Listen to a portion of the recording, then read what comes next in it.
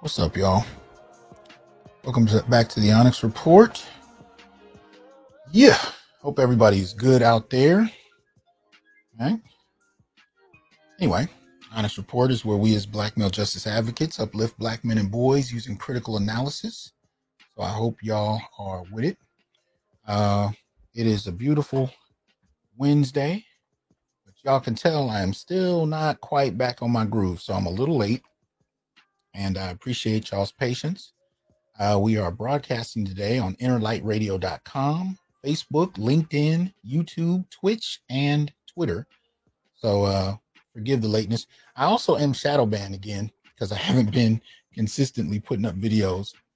So that plus just being late is not, not the best recipe, but I do support those of y'all who are the hardcore listeners that have been with me since the beginning and are still here. So what's up, Brother Damon? Brother No One, what's going on? Jay Cleveland. Hey, Rue, right? Queen Kalila, Spain Man, what's up? Got Jeremy, got Black Men Being Brutally Honest, Hawk TV, Christopher, what's going on? Mike, High Scholar, what's up, man? Got Steven, Donnie, E. Housley, what's going on? LaShawn and Brandon. Brandon, appreciate that support. The great doctor back in the fold. Great to see you. Yeah, I'm getting back in it, man, slowly but surely. I am one. Brother Malika, what's up?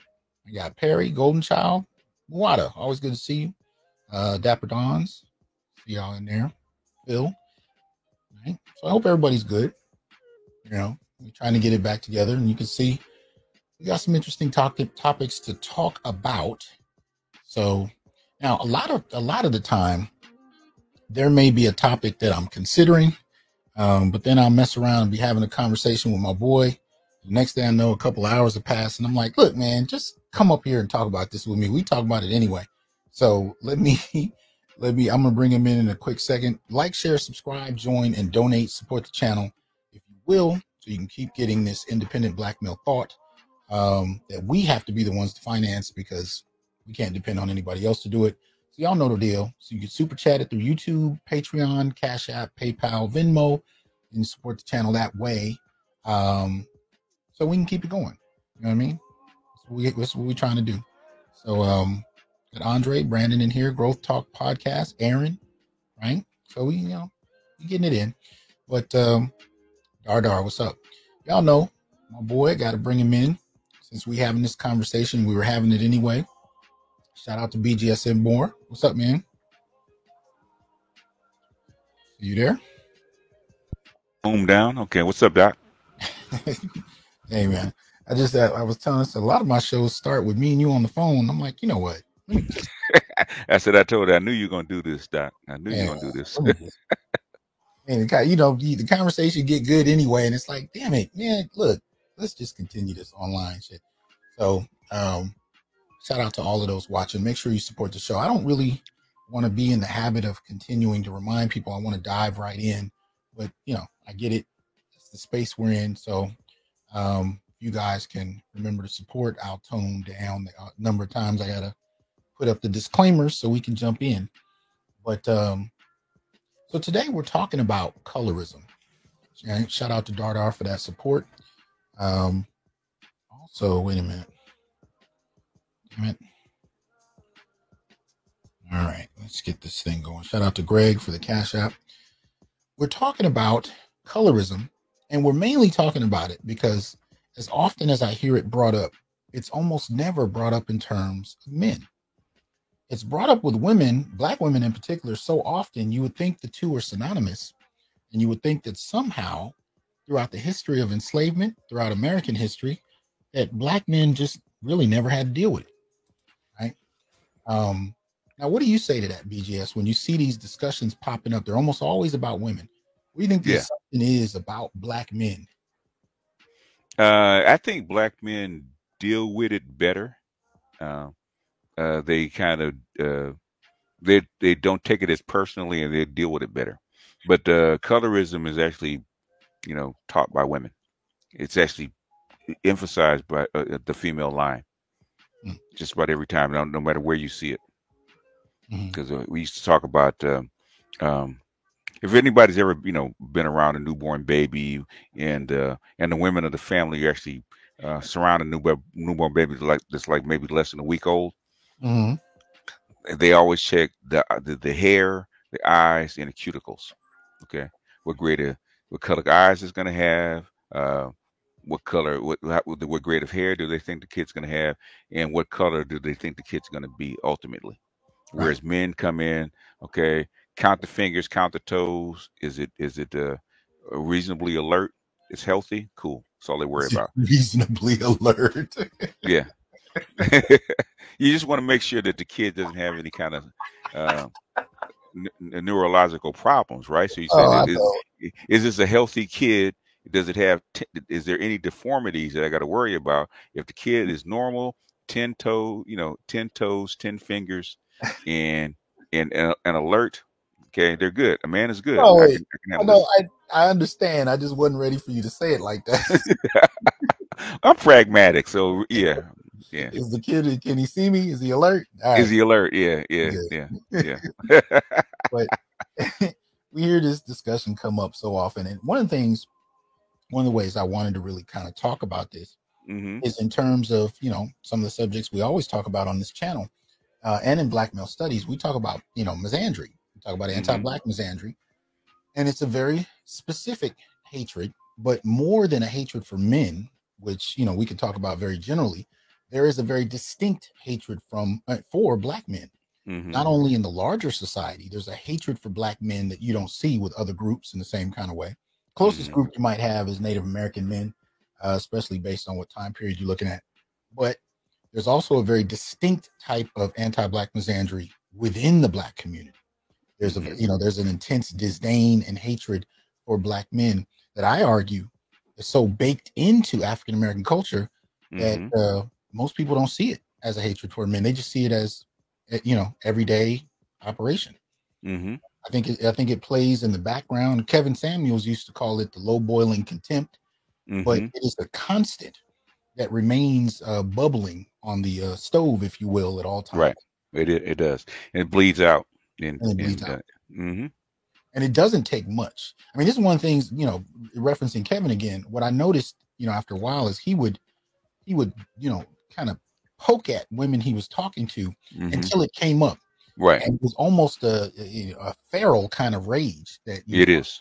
And a lot of everyday brothers can speak to that feral rage. And what I mean by that, and I actually don't mean the animalistic, reference that feral usually, denotes, but at the end of the day, brothers talk about this in terms of dealing with customer service. I can't tell you how many brothers would be going to customer service to get help, and they see a sister walking to them. It's like, oh shit. Yeah. And then the first thing you get is this, intense. What do you want, nigga? You know what I mean? Yeah. We're barely contained. Yeah. Barely contained. Absolutely. Yeah. And it's an intense, kind of hatred. And I've had it pop off pretty quick. Yeah, like you see it in, for those that eat the fast food, right? Sitting in the drive-through, right? Mm, If it's a black woman, she's handing you your food, she looks the other way while she's handing you the food. mm, She doesn't want to make eye contact with you. She's like, hmm. she's like, oh yeah, oh you're a black man here. I'm not sexually attracted to you. Guess what? I'm gonna turn my head while I hand you the food. Okay. You're not a human being. You're Okay. not a human being, right? Mm-hmm. Which also translates into relationships. Mm-hmm. And relationships don't have to just be intimate. You could talk about mother son. Mm-hmm. You could talk about there's all these dimensions where we can see a different type of treatment for black men, and we talk about that Right. a lot in this sector of YouTube. But one of the angles I want us to kind of talk more about is the way colorism and misandry are linked together in a very unique way. Now we talk about colorism as it pertains to women. I've seen brothers in this section of YouTube talk about colorism amongst men, but we often don't frame it as something that has a misandric angle to it. And we also don't talk about it as a form of objectification, for men. Not only is it a sexual form of objectification, it's also a social one. And we'll talk about kind of both in a little bit as we kind of delve into this. But I just wanted to frame it in terms of how black men experience it. Right? We experience it in terms of the hostility that can be extended or adoration, Mm-hmm. hostility or adoration that can come across in terms of colorism, but also the objectification, the sexual objectification Mm-hmm. of Yeah. how this plays out. Yeah. And I don't want to get locked into a bad good, who's privileged and who isn't, because my belief on this is you have what's the term? You get, I don't well, want to yeah, say. Go ahead. you have pros and cons on either side. Yeah, it was another term I had just a second ago and I lost it. Uh-huh. But there's There's setbacks. nuances, nuances between the, Yeah, yeah, how it plays out. absolutely. And it's not just a one-way dynamic, right? It's not just Mm-mm. one group is wholly privileged and benefits, the other one is wholly oppressed, and there's nothing more. Now we are going to cover some data that will give us some outlook on this in terms of how this, impacts us in society Mm-hmm. and to some extent in relationships. But I do want to point out that it's a little more nuanced than just a top-down, left-right Manichaean kind of system when it comes to this. But I just Mm-hmm. wanted to frame it in terms of that. So we're going to be looking at it in terms of misandry. We're going to be looking at it in terms of objectification, and we're going to look at how black men are treated. And even though we've heard these subjects before, um, for the most part, it's generally talked about in terms of something women experience because aesthetics, beauty has Mm-hmm. been, the trading kind of currency for women Yeah. in a particular way. Mm-hmm. But it's often downplayed with men. Now, I'm a child of the 70s, teenager. I was a teenager really in the late 80s, early 90s. But I do remember the time period of hearing kids on the playground talking about how dark I was, or Mm-hmm. and how unattractive that was. And I remember that time period. I do. And it definitely framed a lot of my early experiences, um, and whatnot. And it was dehumanizing, in a very particular way. Um, and I used to think of it just in terms of dark and light, and how hard it was to be dark, how much better it might have been to be light. And then I just kind of found out through interaction that there's a different type of objectification that can happen for light skinned brothers. Because I always thought being adored was, that was just the thing when I was a kid. Then I Mm-hmm. found that, sometimes adoration is just a different form of fetishizing someone and objectifying them along different terms. But just out of curiosity, before we go further, what was your earliest introduction to colorism when you were a kid? Ooh. I figured I'd Uh, catch you with that. Let me see what. yeah. Basically, the first time you go to school, okay, and you notice it right away. There's a difference.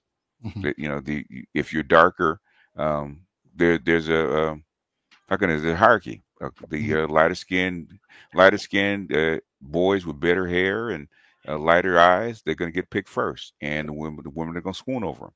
mhm. And according to where you are in that hierarchy or along that spectrum, okay, you can get mistreated because if you're dark and you got 4C hair, you're going to get ridiculed, Yeah, even as a man, even yeah, as a black boy. And the little girls are little black girls are brutal.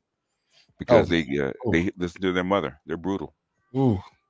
I know for me that there was a turnaround point, and and Uh and huh. and this, and you're going to explain this better than I can, but there's a point where it turns around. But I know when I remember going to see Spike Lee's, um, oh, which one was it? You know which one was? Shit, I was just telling you about it. Mo Better Blues, not Mo Mo Better Better Blues. Blues. No, Oh, it Mo was. Better. Thank you. Okay, Mo Better Blues, because you had Denzel and Wesley, right. which was weird because usually, you could see, different skin tone, but both of those brothers were fairly chocolate. And Mm-hmm. that was unique. I had not seen two leading dark skinned men, competing for women and so on and so Right, forth. right. One of the women, of course, was light. One of the women she was kind of more in the middle, Spike Mm-hmm. Lee's sister. But I remember seeing the film, Mm-hmm. and I remember leaving the theater. Right, so I must have been. I don't remember what year Mo Better was. I want to get that right. I want to be a little exact here, but I love that movie though. I found it extremely interesting in certain scenes, most particularly. So this came out in 1990. So 90, I was about 15. Um, and so I remember going to see this movie, and as I'm leaving the theater, and something similar happened, by the way, when I went to see Eddie Murphy in Harlem Nights, but it definitely happened in Mo Better. As I'm leaving the theater, I saw a woman, and she looked at me, and I said hello, and she said, "Hey, chocolate." And my reaction was to turn around and look behind me because I didn't know who she was talking to. That was the first time I remember a woman complimenting me because of dark skin. Up to that point, up to the age of 15, I'd only heard dark skin brought up as an, because in the 80s, that was like, that was colloquially, called the elder bars kind of era. So you had a color hierarchy going on in black music, black Hollywood, black aesthetics. That was pretty deep. So that said, that was the first time I remember being complimented on having dark skin. And from that moment forward, it was pretty much a dynamic where I started to hear less kind of criticism and more appreciation for darker skin. And I had not heard that before. Hold on. Having a little technical issue. Okay. I think we're back in. You good? Oh yeah, Windows 11 update causes crashes. Okay, It's just right in the middle of it. Huh? right in the middle of it. Yeah. Okay. So no, so I was just saying that was the first time Mo Better Blues was the first time Mm-hmm. I remember being complimented for dark skin. And then I noticed afterwards Mm-hmm. it wasn't, I mean, you still had criticism for being dark, but that wasn't it. Now you had a wider array of things you could associate with being dark. What Right. is for you the changing point in your analysis for darker skin in the black community? Okay. The biggest impact, where I can actually mark off the changing point was um, Michael Jordan being an icon. Mhm. Dark, tall, dark, successful, bald headed. With instead of the light skin, light eyes, and curly hair, right? The Right. soft curls, right? No, you had a bald headed brother, dark skinned, chocolate brother, dark skinned, tall, and becoming a worldwide icon, Mhm. and actually make an impact um, on the whole world because he was everywhere. Yeah. And that's Especially what in terms of I know. So marketing. it changed marketing. Yeah. Oh my God. I mean, to this day, people are still wearing his logo. Mm-hmm. So, yeah, definitely. Which would make sense because when I'm watching these movies, it's at the same time that we're seeing Right. the rise of Jordan.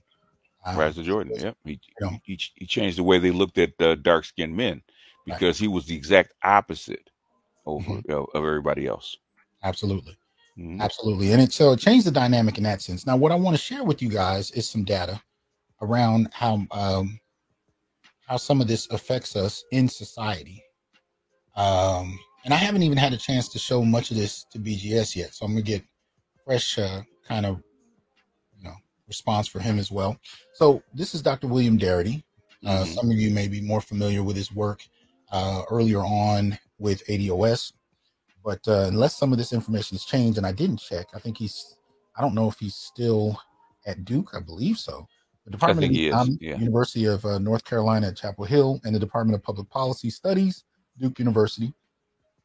And he did a paper back in 2018. I'm sorry. This is 2003 was the initial paper. And it's, called Employment Discrimination, Segregation, and Health, the American Journal of Public Health. Mm-hmm. And as you can see, what he states is phenotypical variations within racial ethnic groups also are associated with different social and economic outcomes. Studies found that dark-skinned blacks fared worse on all social and economic dimensions. Blacks with darker complexions had less education, less prestigious occupations, lower personal incomes, and lower family incomes than blacks with lighter complexions. Chicanos with lighter skin tones and more European features had higher earnings, were of higher socioeconomic status, and faced less discrimination. Mm-hmm. And you can find similar studies when you deal with countries that have dealt with colonization. So if you're talking Mm-hmm.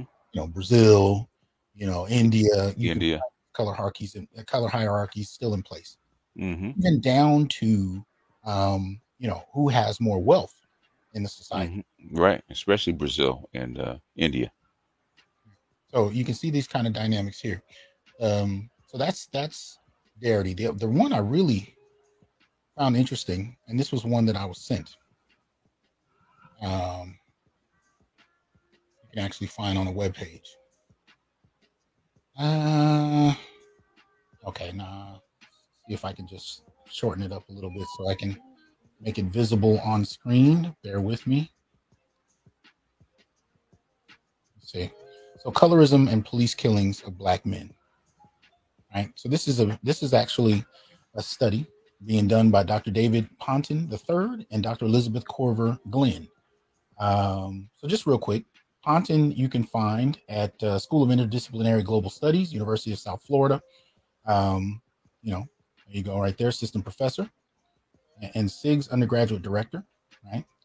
Shout out to the brother. He's also wanted to get his publication in here.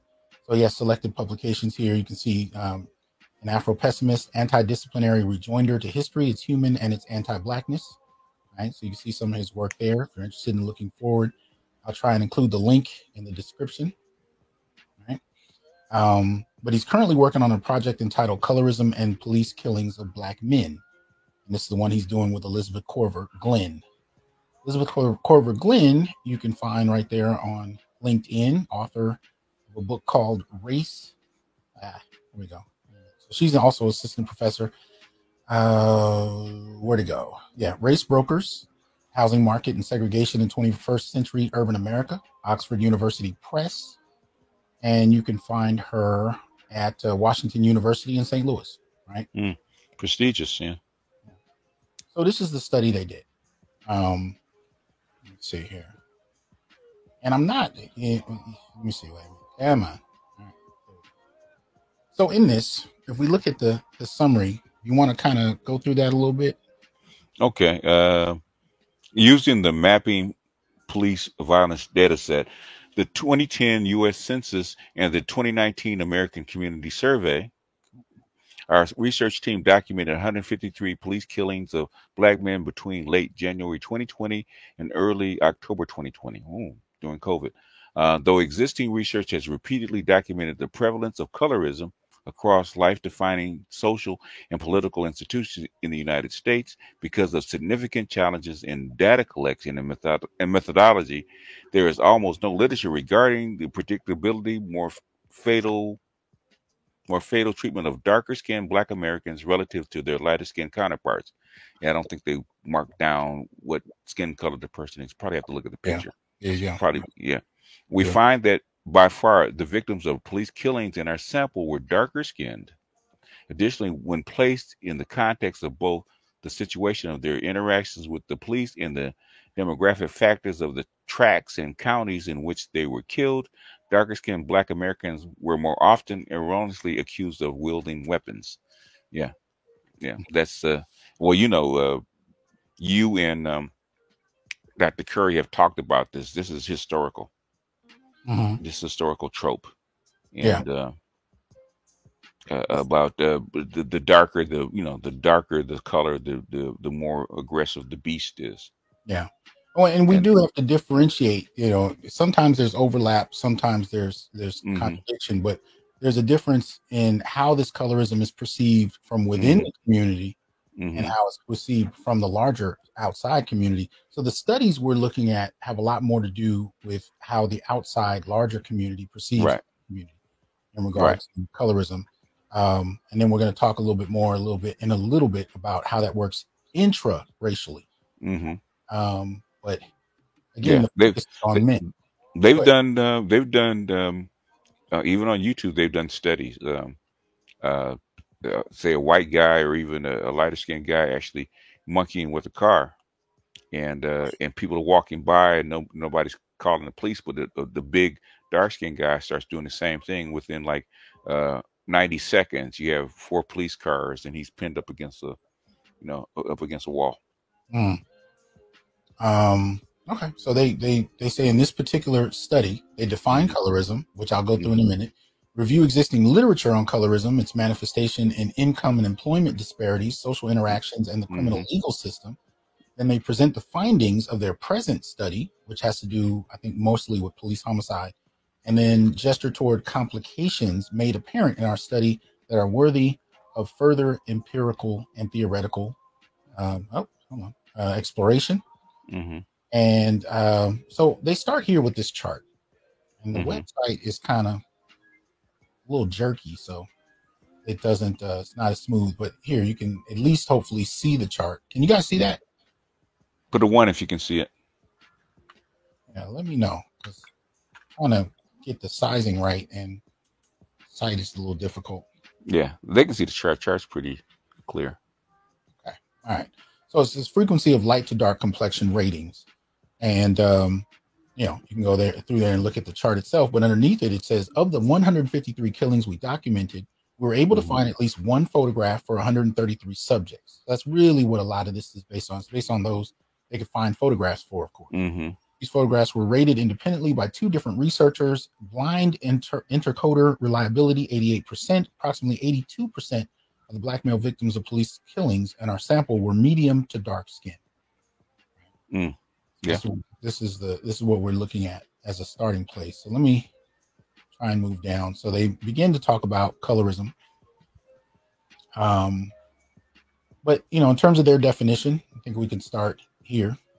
Right? Colorism refers to the disparate treatment and dignity granted to people based on their individual skin tones rather than relying solely on their assumed racial categorization. As such, hmm colorism can be discerned as both an interracial and intra-racial phenomenon. It is. Yeah, very much so. So inter having to do with different racial groups, Mm-hmm. intra being within one racial group, right? Mm-hmm. Observable in places as disparate as the United States, Brazil, Peru, Japan, Israel, and Nigeria. Should have included India in there. Uh, Mm-hmm. and hell, Mexico for that matter. Oh Uh, yeah. Colorism has been documented by scholars as a global phenomenon. Specifically, colorism is a violent sociopolitical manifestation of anti-blackness, where blackness does not signify a state recognized 19th century racial category, but rather the literal or perceived darkness of a person's skin. That Mm-hmm. is, darker skinned people across the world, regardless of their racial categories, often have their life chances. I think it's supposed to say life chances, but their Yeah, life chances life chances. Yeah. dampened by tacit and subconscious beliefs and institutional practices, including school discipline, dating and marriage markets, and career advancement that Mm-hmm. privilege their lighter skinned counterparts. Right? Mm-hmm. So Yep. Yep. goes in from there. Yeah. Yeah. See. You can scroll through media of different places and see it. Yeah. Because It's still I was in Ghana and they talked about lighter skinned women or lighter skinned people being fair mm, and being more desirable. being fair. We know when they say fair, like is fair like is in lovely or Oh, okay. Fair. yeah, fair. Okay. So and of course you have skin lightening to different Mm-hmm. degrees in different countries. We don't hear much about it in the U.S. unless Mm-hmm. we're hearing about like celebrities, but in other countries it's a little more in your face, Mm-hmm. right? So Hakeem says Argentina is pretty bad as well. Oh yeah, extremely bad. Yeah. Um, Let me see. Jay Will says I'm the same complexion as you, Dr. T. I got spanked with a paddle in school because a girl ridiculed me About my skin. I told her I'd rather be dark brown than fat and ugly like you. Well, that's a good comeback. Well, yeah, I see why you got spanked though. That's what he got spanked. Talking about her mama.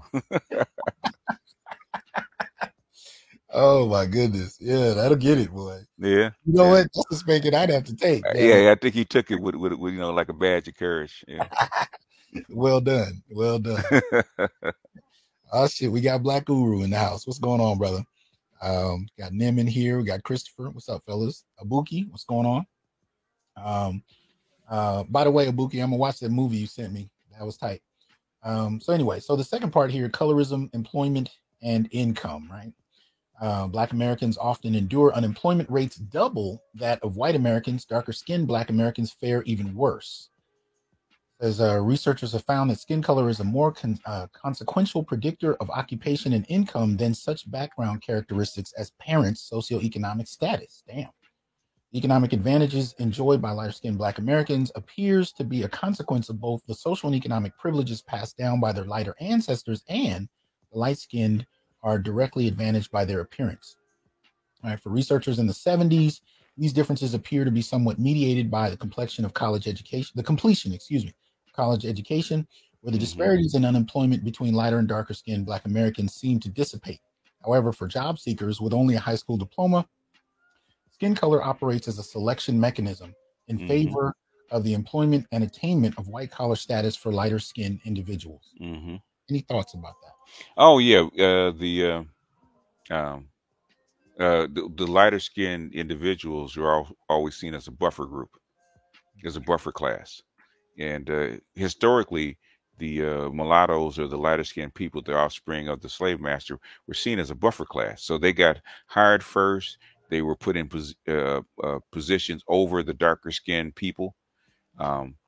So this is something historical and cultural that's carried over from our Jim Crow past. Okay. It still shows up even in magazines. Who gets hired, who's the manager if it's an all black installation.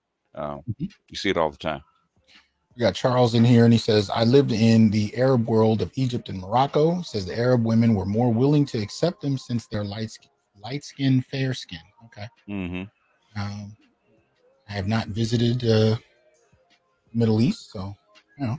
Yeah, it's a white Western dominated world, so they set the top of the hierarchy. Right. So if you look to the last sentence, it says even when there appears to be some parity in employment, lighter skinned Black American incomes are 10 to 12% higher than their darker skinned counterparts. Very interesting. And you know what I'll do? Again, I will put the link for this in the description box as well. And matter of fact, I will also include it now in the chat for those of you that might want to pop it open while we're talking so you can see it for yourself. The third section deals with colorism and social interaction, right? Negative biases against darker skin tones exacerbates experiences of racism for darker skinned people. Right? As researchers have also documented the ways colorism manifests in social interactions to the detriment of persons with darker skin tones. In laboratory tests, participants demonstrated automatic negative responses to darker skin tones, associating subjects whose skin tones were digitally darkened with negative words and ideas. Now, this is actually something I used to use in my class. Okay. There's a website that was on the Harvard. It was on the Harvard site, and basically what it did is it showed you a bunch of images in quick succession, and you had to kind of give your impressions, your first impressions, just straight out of your subconscious. And what they found more often than not was, you know, darker skin was more associated to criminality, associated with people's fear, so on and so forth. Yeah, the advanced doll test. Exactly, basically. Yeah, basically. And so that was something I used in the class, you know, to generate discussion. They had the same kind of thing in terms of gender, in terms of religion, and you know, class, and you know, all kinds of things. So, but the big aspect of it, the most significant, I shouldn't say significant, probably the most famous aspect of all of those different ones were skin tone, race and skin tone. They did them separately. So, colorism or blackness has become an archetype. It has for certain things. Yeah, primitivity, and these are ideas that go back centuries. These are not new. which I think is important to keep in context, right? A lot of this is a product of white supremacy, but it's also old. It's Yes. not new. So a lot of the ideas that we used to hear on the playground as kids are actually centuries old. They come from families as well as media, and of course, social interaction in society. So they're not, they're not just arbitrary. Shout out to Donnie for the support. He said, when I met my last girlfriend's son, she said to me, at least he's light skinned so that the three of us can blend. Because I should have got up from her then and never looked back. Wow. Yeah. Yeah. Yeah. That's and that's subconscious. It's almost subconscious. Yeah. It's been embedded in you. It's been embedded by her mother, so it's almost subconscious. It's automatic. She didn't mean any harm, but that's what she believes. It's deeply embedded. Yeah. It's deeply embedded. And it's actually, and this is part of why I'm doing this tonight, it's actually very much connected to the antipathy toward men in the Black community. They go together. I mean, we're really just kind of looking at the ways that we inherit these ideas. When we talk about misandry in the Black community, and I should say this is one of the reasons I'm on YouTube at all, right? Because we've explored all kinds of aspects of the Black experience over the centuries. We've talked about it in terms of race, we've talked about it in terms of class, and now the big thing is gender and sexuality, and there's all these different dimensions to it. But one of the things that we have really not delved into with any great detail is the experience of Black men. We've talked about Black women, but strangely enough, we haven't delved into Black men, not with any degree of detail. So the reason we're talking about colorism is I want to approach this in regard to how men experience it, because there seems to be little understanding of that. Shout out to Adrian for the donation. He says the most prestigious job I had, I guess, was in a I had a light-skinned homie got me the interview. Right. Highest paying job, another light-skinned homie got me that interview. Okay. Yeah. Yep. I believe it. Let's see here. Okay. All right. So anyway, so going back to the piece itself, they talk about laboratory tests, and you can kind of see the impact of that. The next section they cover is colorism and the criminal legal system. Right? Protesters have been demanding the end of police brutality and specifically violence against Black Americans since the 19th century. However, there's been no demonstrable decline in the number of people killed, nor the higher rate of Black American deaths at the hands of police, despite the significantly increased visibility of anti-brutality protests in the digital age. Now, isn't that a trip? Yeah. I'm saying this, right? We're seeing protests, and we've been hearing Black feminists say, we protest for you, and, you still don't appreciate Black women's sacrifices. And, by the time BLM revealed itself, we kind of got to see what Black men were frustrated with all this time. It really wasn't about us. It was about, the political advancement of Black women in many interests, especially in regard to feminists. But what he's saying here, or what they're saying, is that despite the protest, it's had no impact on the killings. No. And we've not seen any kinds of political mechanisms or policies passed that would stem the deaths of Black folk. Now, here they talk about Black American deaths, but at the end of the day, when you look at the numbers, we're really talking about men. I mean, at the end, conservative numbers say about 200 to 300 Black men per year are killed by police. That doesn't include vigilantes. It doesn't include other mechanisms. It's primarily police, and I still think that number is on the lighter end. And it's about 9 to 13 women per year. So, even though he's using Black American deaths, he's really talking more about Black men. And this is part of that flat blackness I talk about, right? The term is very generic the way he uses it, but based on the numbers, you're talking about Black men. So I don't care if you're talking about trans women. At the end of the day, those who are on the receiving end of police homicide to the greatest degree are heterosexual Black men. For those who appear like Black men, right? You have Black male trans men, they're often killed because they're perceived to be Black men. Yeah. Right? So he says the criminal legal system is an apparatus of institutions that ostensibly function as a single unit to dispense justice and punishment on the basis of criminal statuses. It includes legislatures, police departments, prosecutors, courts, and prisons. However, as critical race theorists have demonstrated, the law itself is a function of politics, and race remains inextricable from politics, whether as a function of the explicit actions of legislatures and executives or a consequence of the structure of electoral politics in the U.S. that favors white and wealthy candidates. Okay. Mm-hmm. Right. Yeah. So, talking about It's been embedded into the culture right. as a measure of control over black male bodies. Yeah. But also notice, and I want to tie this along with the embeddedness he's describing here, that the misandry we're talking about is as well. Because if I'm telling you that anti-black misandry is baked into African American culture, and I'm also saying it's baked into American culture. So when you look at who's being incarcerated most, who's being killed most, by the very apparatus he pointed out, it's black men, right? More than any other group, including black women. So we're talking about a very particular type of institutional misandry, right? So we see it reflected in society. We also see it reflected in the community. Hold on. Okay, so it says right here in the middle, recently, scholars have begun to develop tools for analyzing the ways skin color exacerbates the fatal outcomes of police interactions for darker skinned people.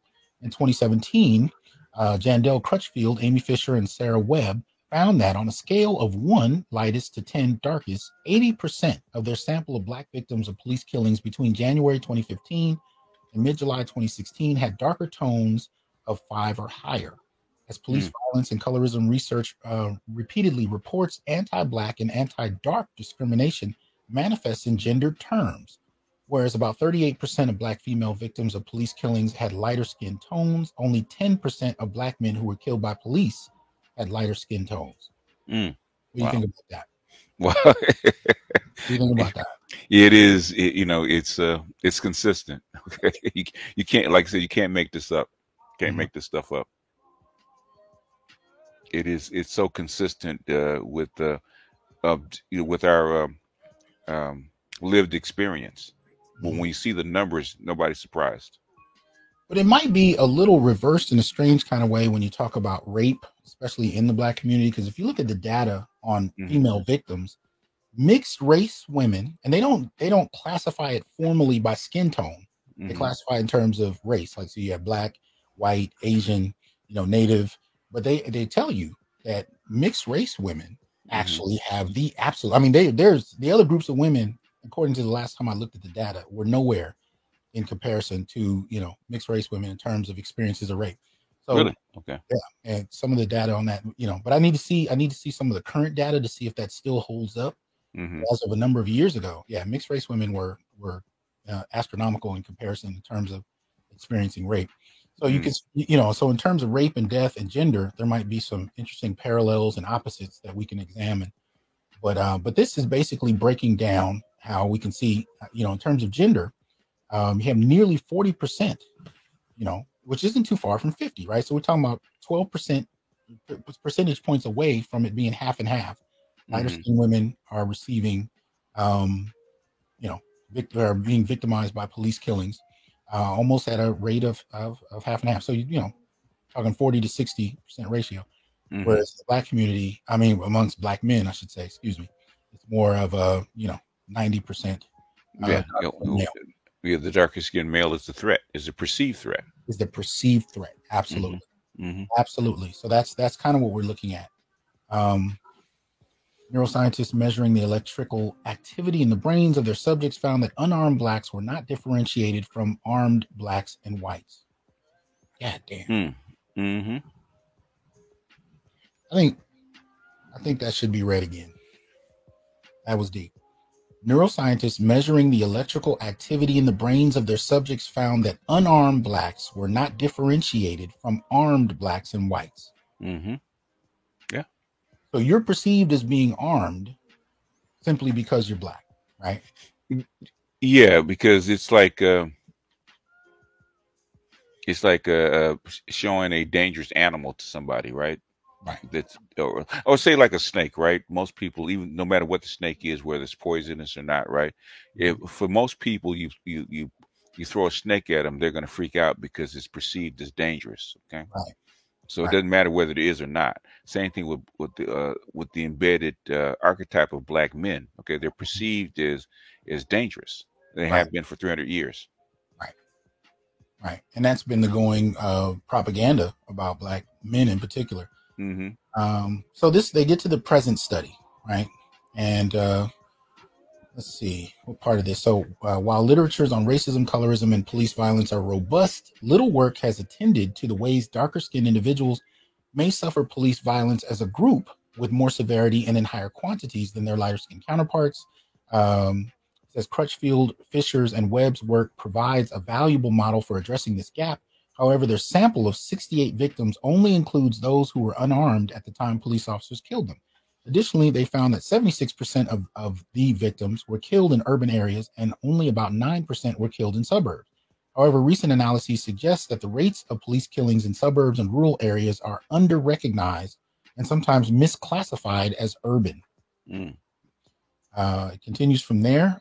Police killed more darker-skinned Black Americans using the Mapping Violence Database, or Police Violence Database, excuse me. And with a team of graduate students, we developed a data set of 153 police killings of Black men in the United States from 2020 through October 9th the same year, and were able to catalog photographs for 136 of the victims. After collecting as many photographs for each victim as we could find, their skin tones were rated independently by two researchers, right? And who blindly agreed on skin shades about 88% of the time. See, that's like the picture I sent you earlier today, Big Jess.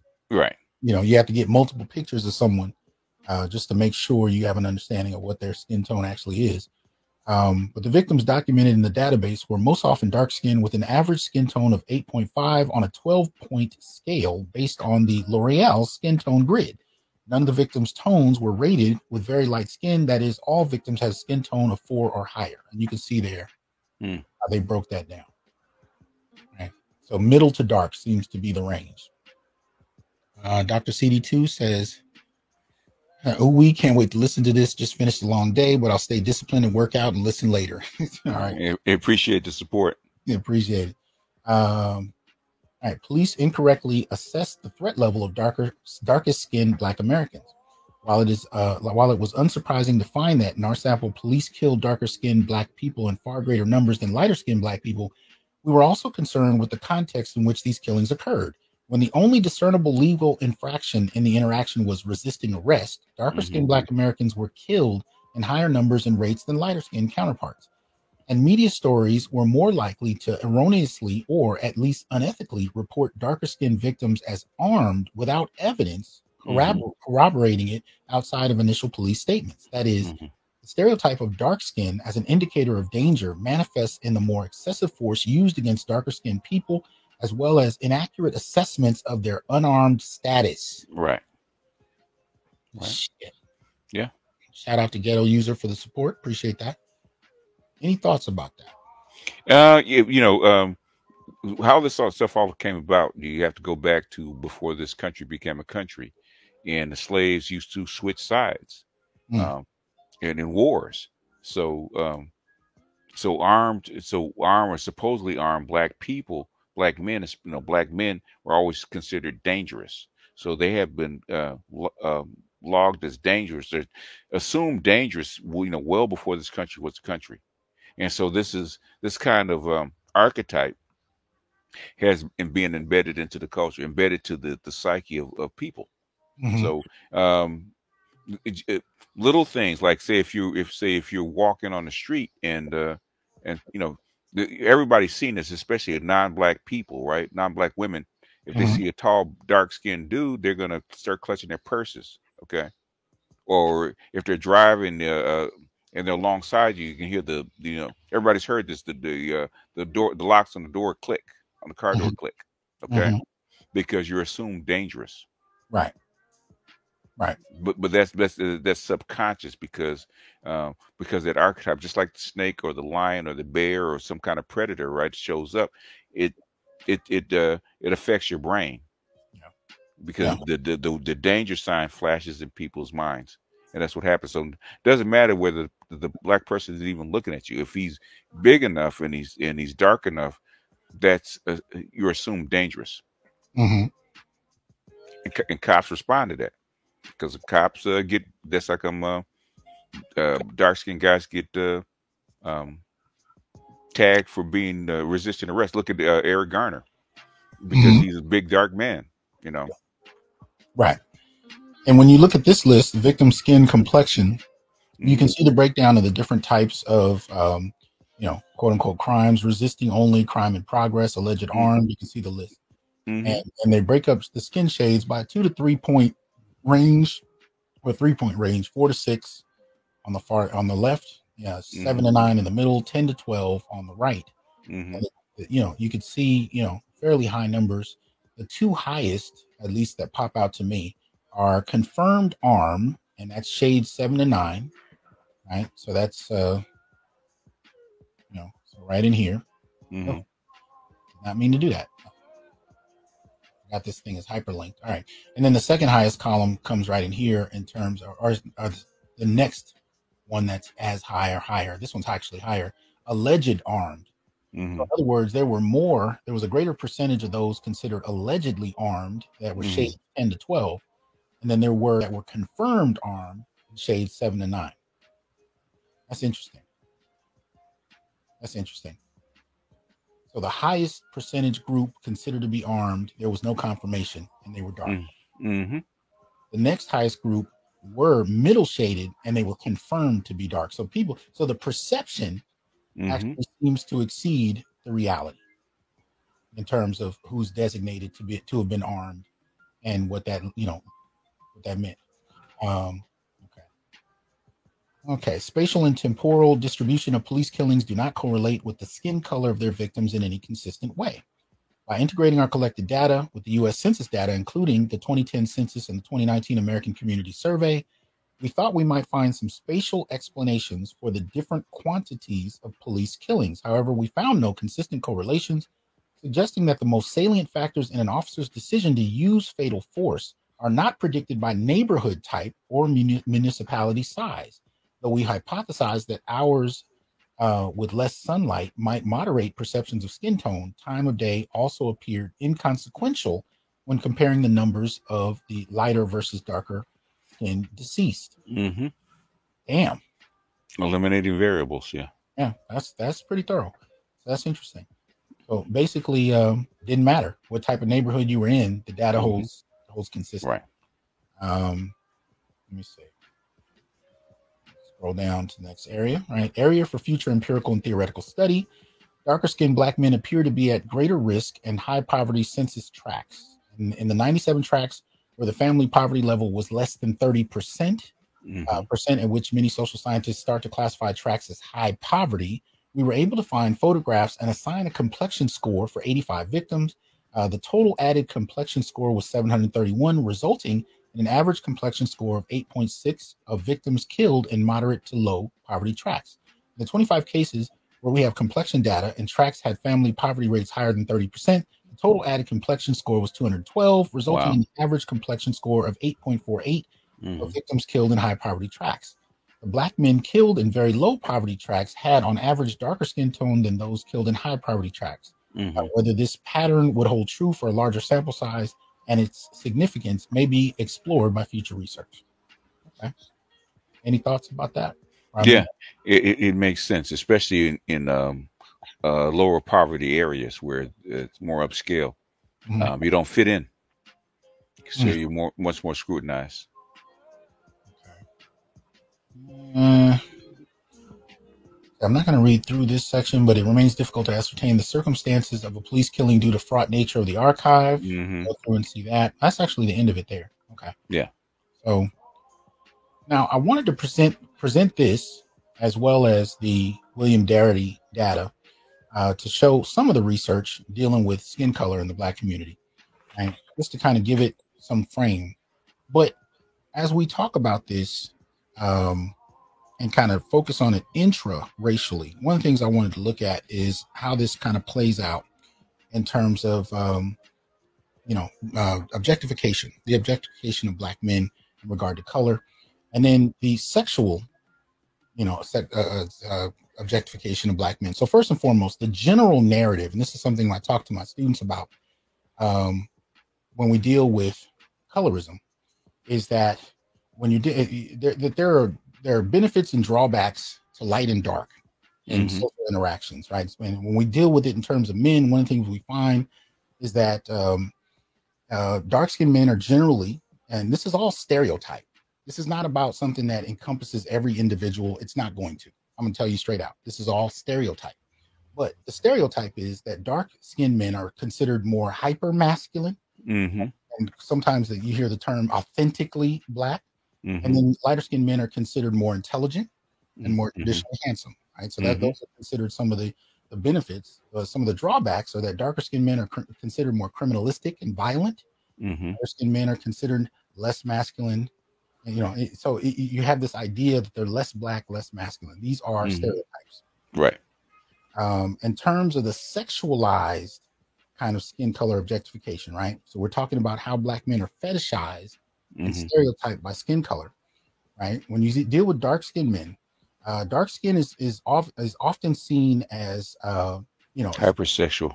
hypersexual, where you have a link between sexy and dangerous, right? This idea that being darker is again it leads to more intense kind of masculine sexuality. Again, these are stereotypes, right? The lighter is seen to be more beautiful. And I was just watching I think it's a Showtime show that dealt with the Supreme Team, drug dealers in the 80s, right, 90s in New York.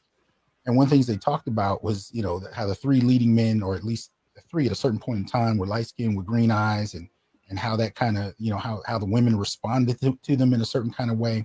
There's a sense of, this kind of notion of being more beautiful, right, associated with lighter skinned men, in that kind of way. But in terms of the drawbacks, right, lighter skinned men are seen to be more romantic but less sexually aggressive, right, whereas dark skinned men are perceived to be the reverse. Right? So these kind of stereotypes and how they play out sexually, I want to be clear. They're stereotypes. They're not actual reality, but they are also forms of objectification. They're forms of fetishization, and they're very particularly tied to black men in distinct ways. Yeah. Go ahead. Yeah, if you look, say if you look in porn, right, racial porn, 90% of the time the man is going to be black. Okay. He's going to be big, and he's going to be black. So in the underworld, sexual underworld, the dark skin, alpha, as we put it, is going to be way more desired than the light skin. Okay. Even when we talk about the modern, they think about thug or swag, right? If he's the modern day swag or alpha is considered tall, dark skin with tattoos, because he's perceived to have an edge. Absolutely. Right. And again, when I keep saying that this is stereotype, of course, you're going to find darker skinned men that are not sexually aggressive. You're going to find lighter skinned brothers that are dangerous. I mean, all that you can find reversals to all of these stereotypes. But what I'm pointing out is that the existence of these stereotypes and the way people use them, decide how to treat black men, these are all forms of objectification. These are all forms of sexual fetishization that impacts men. Now, black women experience this. Obviously, we hear about it all the time. We've seen documentaries on it, right? With them, it's similar, but with lighter skinned women, there's an attachment not only between intelligence but femininity, right? The idea is that they're more feminine, they're softer, they're they're more beautiful, so on and so forth. Dark skinned women are not treated the same way. They're not considered as feminine. They're considered more masculine. We see this with men, but it comes across in terms of masculinity. And so the idea is that lighter skinned cats are less masculine. Darker skinned men are not masculine. They're hyper masculine. Hyper masculine. Yeah. Right? So these kind of tropes need to be kind of discussed and talked about, because in the conversation about this, we've gendered it in such a manner that it has no kind of, we really don't talk about how men experience this at all. It's primarily just a female discussion when it comes to colorism. But I want to talk about it in terms of how it frames male objectification. Now, one of the reasons I invited you on is you dealt with this issue in terms of reproduction. Right. Talk a little bit about that, if you would. How does reproduction play into this skin color objectification? Okay, because if you understand anything about a female, right, and this comes from several anthropology book, any female organism, her first duty is to give her offspring the best chance of success in any environment, right? So if you grow up in a white dominated environment, Brazil, United States, Latin America, India, places like that, where Hmm. the power structure is white. Okay, the closer you get to white, Hmm. um, the more advantages that your offspring will have. So, whereas you might like to have sex with a big dark skinned man, your offspring that you want, you want to have lighter eyes, lighter skin, and looser hair, because that's going to give him more success as earning more money, as we just said, less contact with the police, Hmm. uh, basically higher positions, better education, because that's going to come along with it. Hmm. Okay, so reproductively, women will always tell you, "Oh yeah, yeah, I got a dark skinned boyfriend, but I don't want his babies." But a Hmm. light skinned guy with uh, high, what we call high yellow guy with green eyes, Hmm. and curly hair is going to get the nod. I call it the trifecta, right? Hmm. Skin, hair, and eyes, right? Hmm. If you got any one of the part of the trifecta, okay, you're going to get sexual access, no matter your physicality, your height, or your even your financial status, right? Because you Hmm. carry what Edward calls genetic currency, Hmm. Yeah, because but that's genetic currency. so in that genetic currency, so again, going back to dark, the Hmm. pro is supposed to be that you're considered hypermasculine. The Right, con is that you're criminalistic and less intelligent. that's For lighter intelligent. skinned brothers, the pro is that you're considered more intelligent Right, and beautiful, and yes, on the con is that you're considered weak and less masculine. that's Right? masculine. These Yes. are the parameters of this. But when we talk about objectification, and this is how I really want us to really look at this, Hmm. especially in regard, and we talked about it societally. We've looked at the ways that black men in particular die at the hands of Hmm. police homicide. We talked about it in Hmm. terms of income, wealth status. We know that there is a color hierarchy in terms of these things. But Hmm. when talking about it sexually, Hmm. one of the things, and I think this was pointed out in the chat by Peace God and Indigo Flow. They were talking about basically women can do this. Women can objectify men, and nobody Right, says. right. You'll have women that seek, and I've seen this all my life. You have women that seek out darker skinned men, and I'm talking black and white, Hmm. and others, of course, but seek Right. out dark skinned men because they're chasing this kind of authentically black experience. Hmm. Then I've seen women seek out lighter skinned men because of especially some of the reasons you just got through talking about. Hmm. But I want us to understand that this is a form of objectification. It is. Yeah. Women do not corner the market on this discussion. They've just cornered the market on it publicly, but they don't corner the market on the experience. Right. There has never been a time in Western history where black men haven't been sexually fetishized and Right. objectified. Hmm. And so, I want us to be clear about this because we often don't have this language. And whenever colorism pops up, even in my classes, it's usually something that women, can get up and run with, and most of the men get silent. But if I start asking questions about their experience, light, dark, or in the middle, brothers actually can talk about experiences in regard to colorism. So I want us to be more adept at doing so. And I want us to be able to identify when we're being objectified and how. Now, that doesn't mean, if you choose to deal with the situation with a woman, I don't care. That's one way or the other. But I want us to be able to articulate the way it works and the Hmm. way it's played out against us because both groups, light and dark, are objectified Right. They are for and different reasons. For different reasons. for different reasons. Both Hmm. groups are fetishized for their skin color and their masculinity for Hmm. different reasons. And that's Hmm. the point I wanted us to get at. There is data to show us that in an institutional level, we can see it kind of experienced in one particular way that is verified and documented. But when we start to talk about it in terms of intrasexual dynamics within the Black community, the fetishization, well, not even just within the Black community, the fetishization happens in a number of ways, and Black men are objectified in ways that nobody talks about. And one of the things I think is fairly similar too, and I was telling you this when we were on the phone, I found that Black women often objectify Black men in the same kind of ways white women do. Hmm. The kinds of assumptions, and I can't tell you how many, oh my God, how many social media discussions where I've seen this, where ideas about, Black men and sexuality would amongst Black women talking about us, it sounded like I was listening to a female Klan rally in regard to how Black men were to be perceived. The Hmm. sexualization, the fetishization, and the objectification of Black men, regardless of skin color, is key. One of the things I can tie this up with to some extent, I remember the first time in college, I had one of my boys. He was my best friend at the time. He was a real lighter skinned cat, and we used to go to parties together. And I used to just trip out because we go to party. I actually have two brothers that are extremely light skinned, handsome cats, not just light skinned and handsome.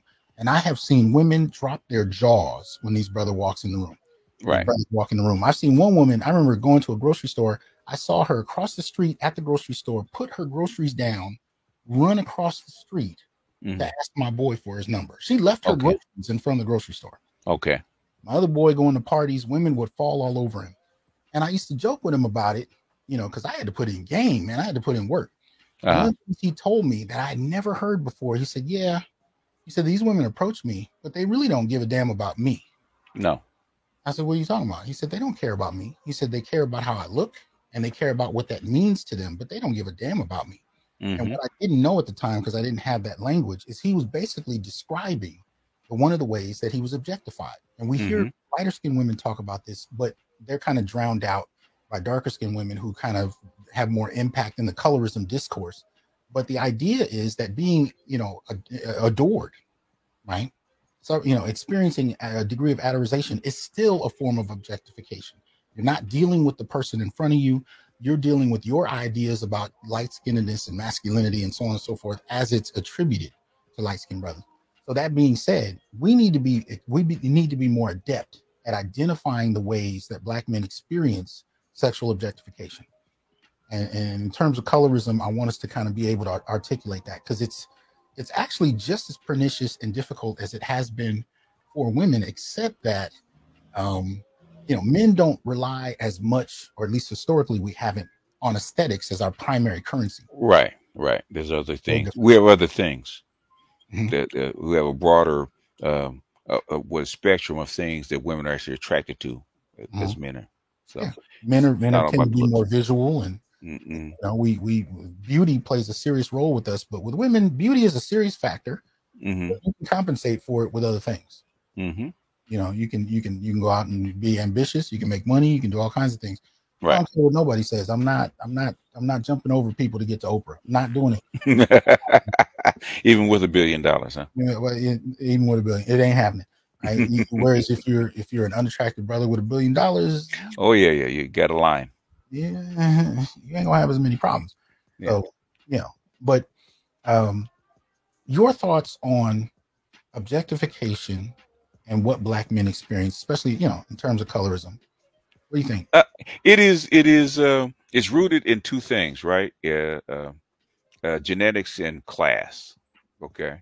And then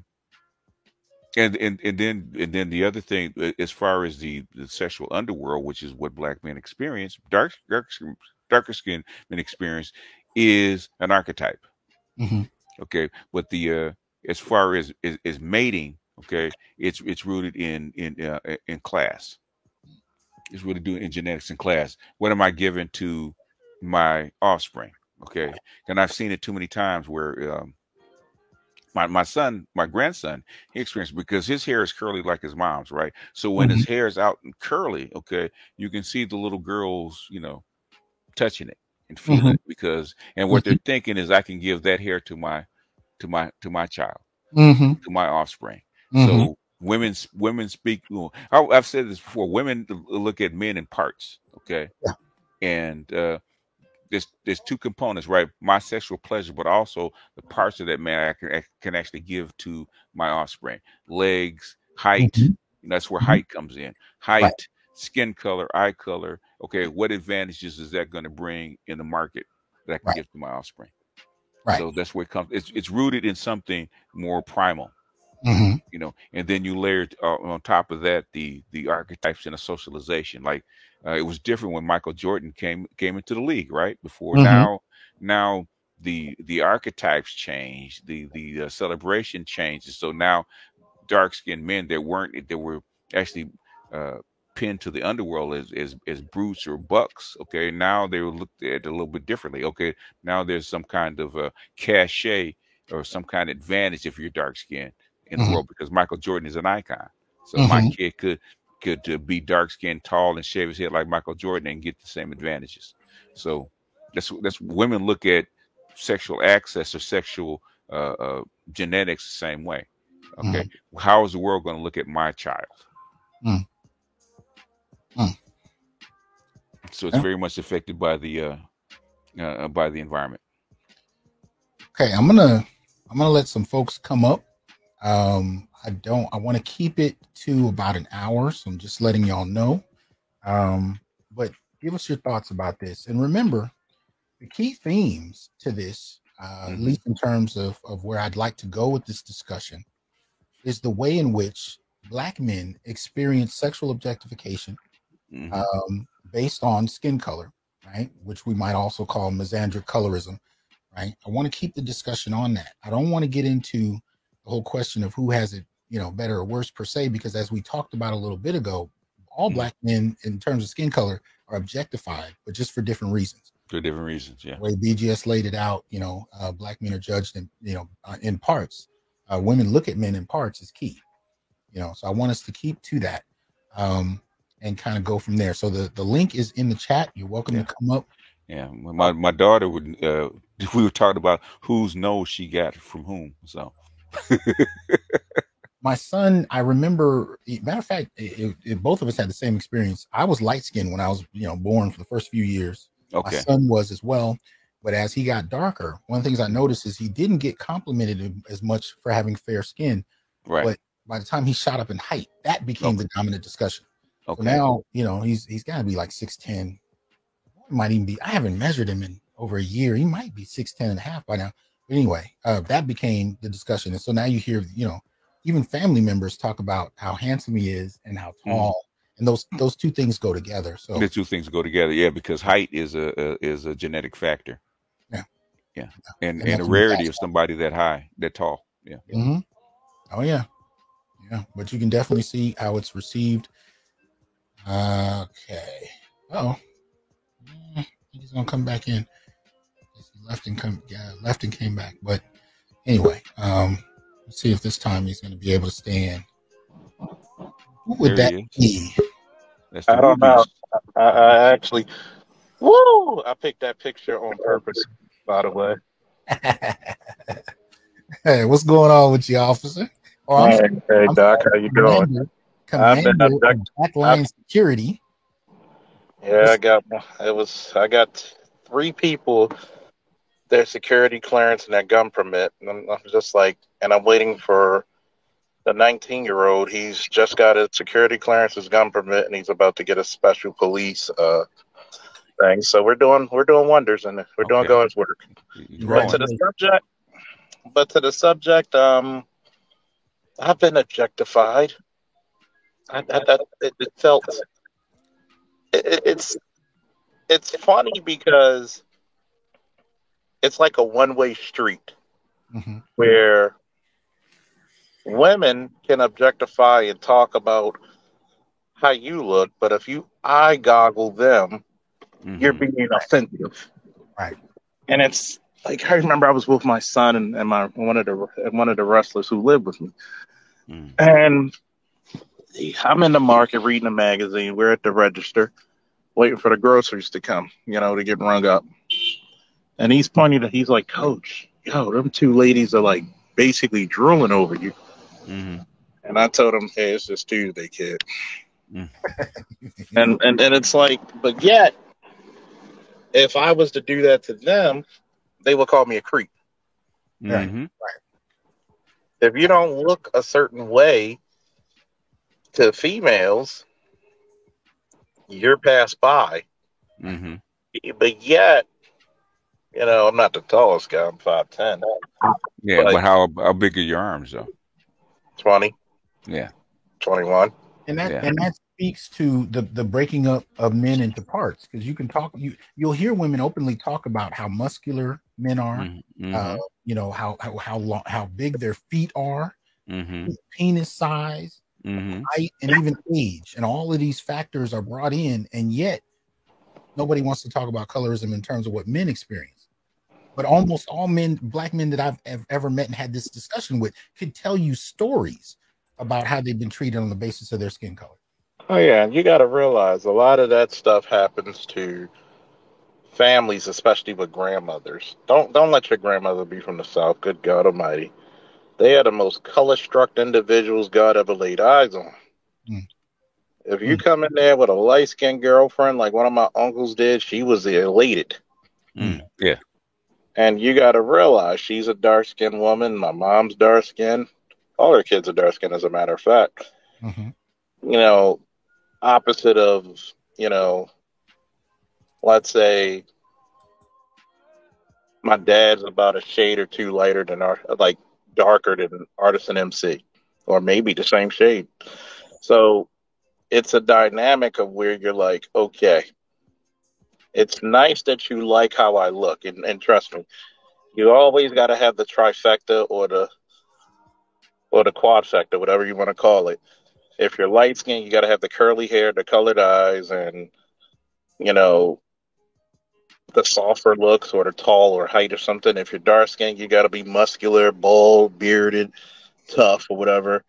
And it's like, damn, whatever happened, just liking the individual for the individual.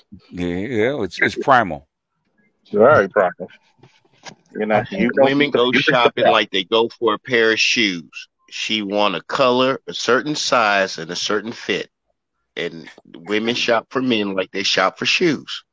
Mm-hmm. They want us to match their bags. Yeah. Well, look, real quick, I'm hoping Indigo or Peace God might come up in here. You're welcome to. The link is in the chat. Let me first let Kofa, Growth Talk Podcast, get in here, and then we'll delve into LaShawn's thinking more.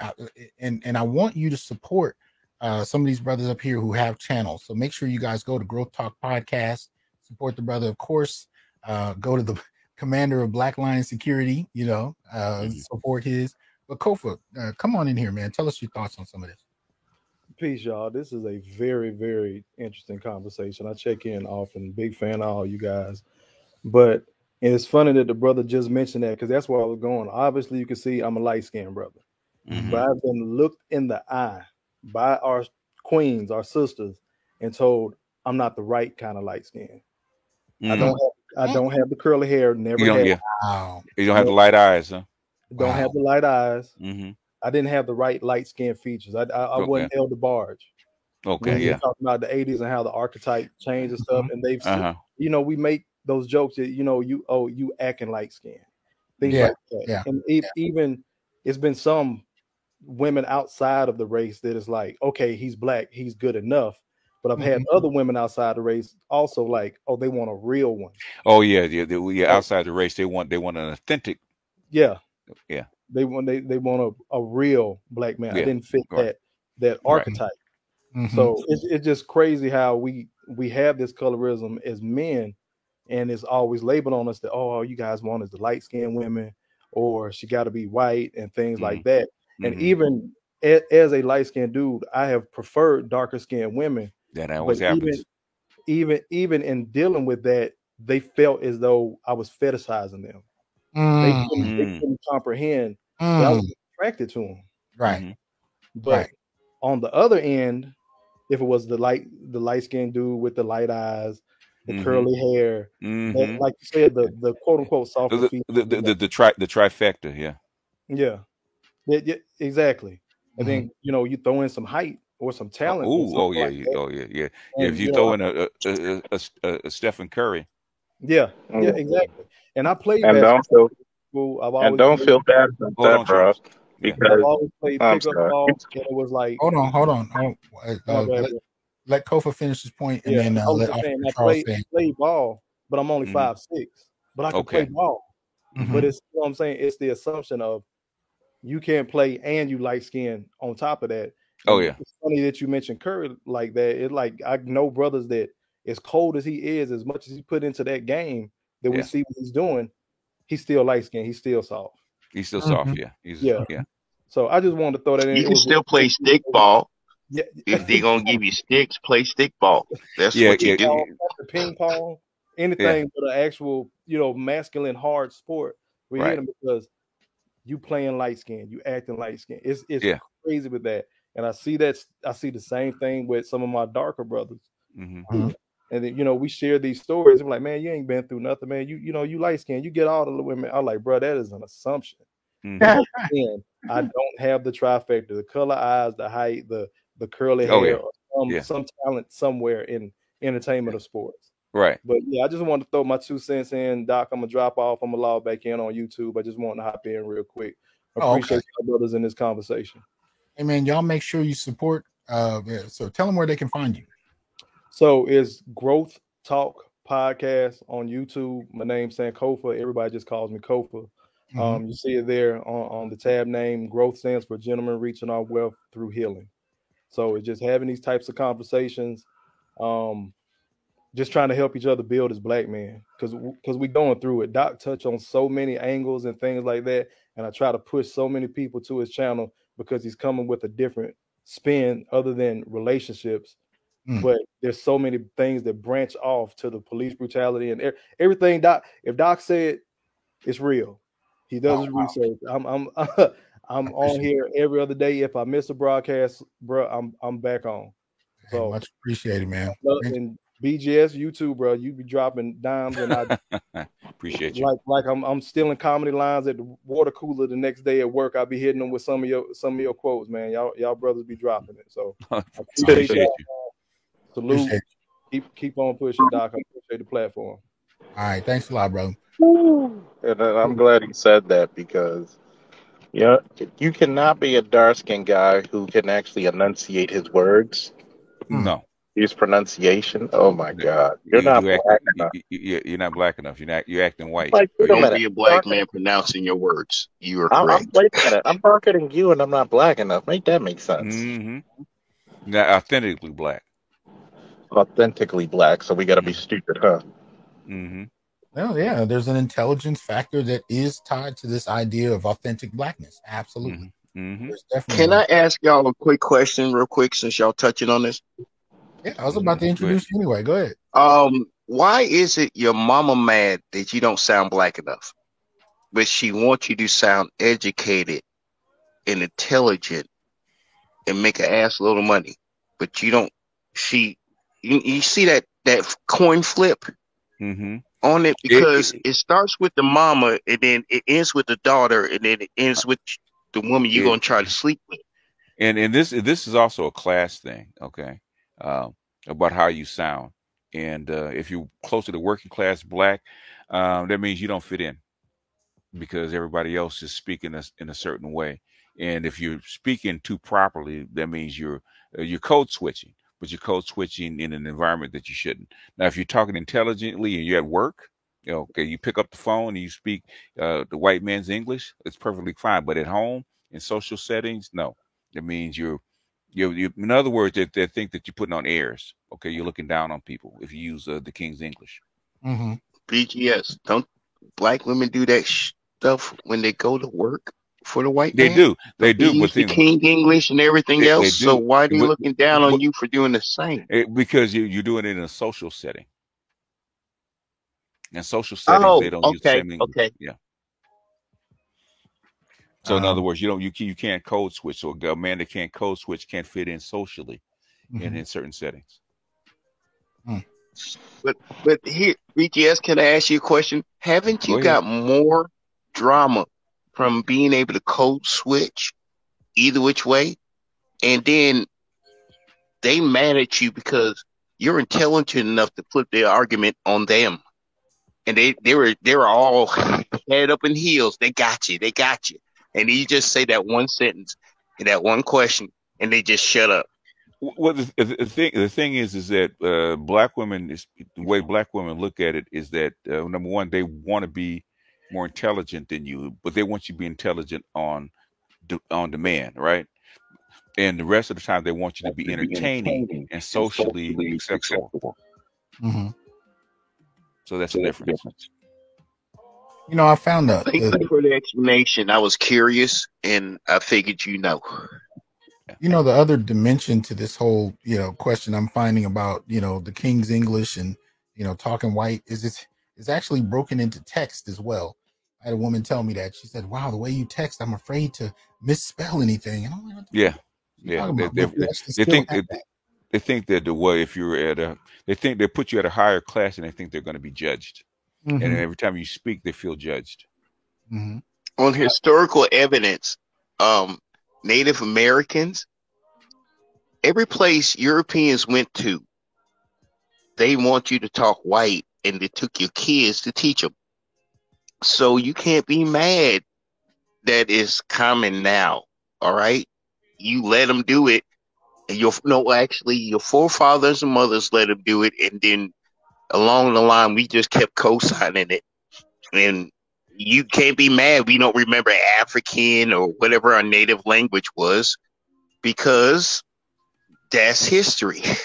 It's more. It's been. I think, and Dr. J probably knows this a little bit more because it's part of his study, right? I think with the '80s and with the advent of rap and hip hop, especially gangster rap, where the average so-called swag or thug was actually the icon of masculinity. Okay, it's kind of it's kind of looked upon as a common language now. If you can't talk hip hop or you can't talk swag, you can't talk lower class, that means you're judging. You don't fit in, right? Whereas if you go back, yes, I can agree with that, because yeah. that kind of got me in the movement back then in the day. I was, I was growing up when it came out, and it did. And you're right. Yeah. So I noticed even with my children, they came up code switching. Okay. Professionally, they could code switch and speak the King's English, but socially, okay, they would start using language, using more a lower class common vernacular. So it's a social thing, in my opinion. It's kind of weird because it freaks people out. Like, they don't know I'm black till they actually see me on the call. Mm-hmm. And it's like, wait a minute, you speak proper. Yeah. Sure. Yeah, you don't fit. You're not authentically black because you're wide. You're 280 pounds of muscle and you're dark, and said it doesn't fit. Well, they could kiss my 280 pound. You know what? Yeah. And that's how I felt about it, because eventually you have to be your own man and enjoy yourself. Because in a community that always asks for people to understand us, we are very narrow minded towards our intelligent folk. Very narrow-minded. Yeah. See, as an ADOS man, as American descendant of slaves, I got some white in me, DNA wise. So I can use King English. It's genetic. Yeah. The thing is, it doesn't fit the archetype. J. Doe, you want to get in? Yes, sir. Just greetings to everyone. Great work, Dr. T. Hassan Johnson. You as well, BGS, and you as well, Mr. Faulkner. I just want to throw my experience in with this.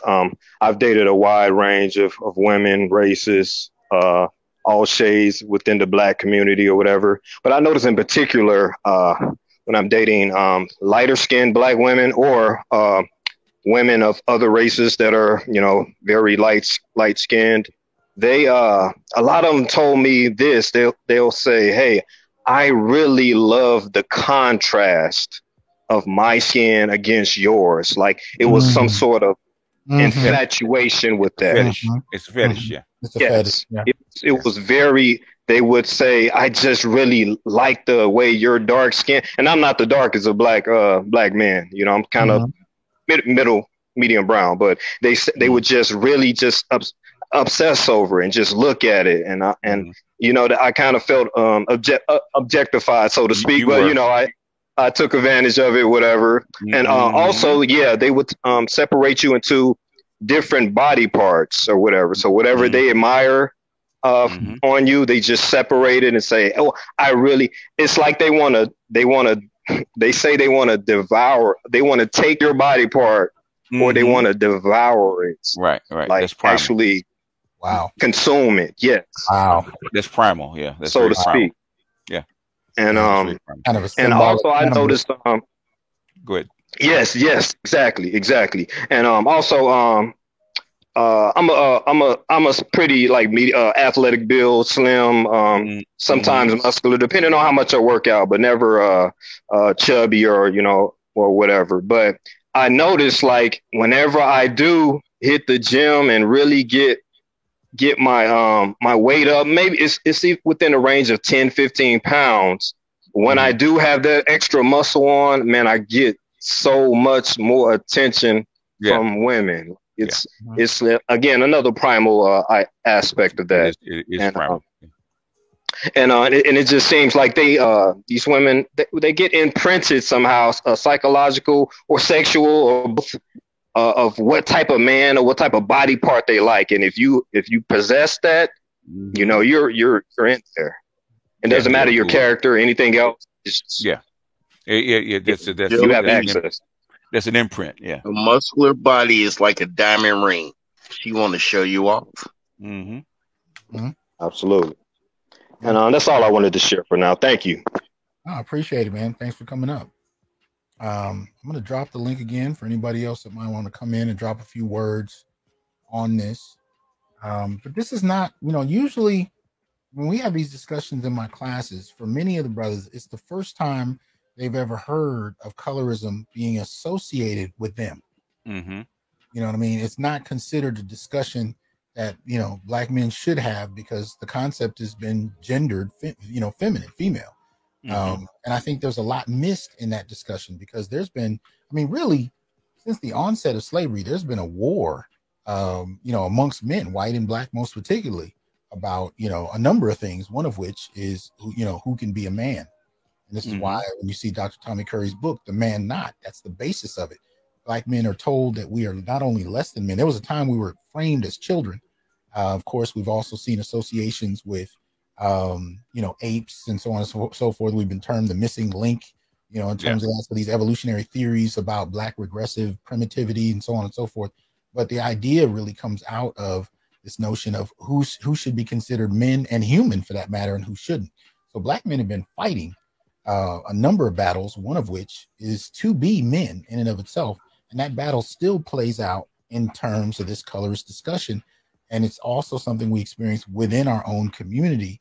And we need to be able to talk about it, intelligently. The ways that we experience objectification, the ways that we, experience being, fetishized within and outside of the community. All those things need to be put on the front table. Right. Yeah. Can I ask both of you master teachers a quick question? I'm sorry, BGS, I know you don't like the term, but Dr. T. Hassan has entered the master teacher group. Okay, so you're not alone.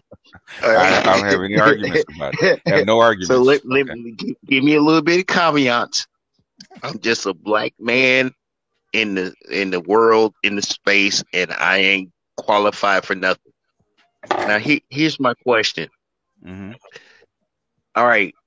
Why is it so hard for men to not realize that we are applying what women view us as, and then we're judging other men on what their manhood is, not by manhood standards, but what women think and what we're trying to game out of them.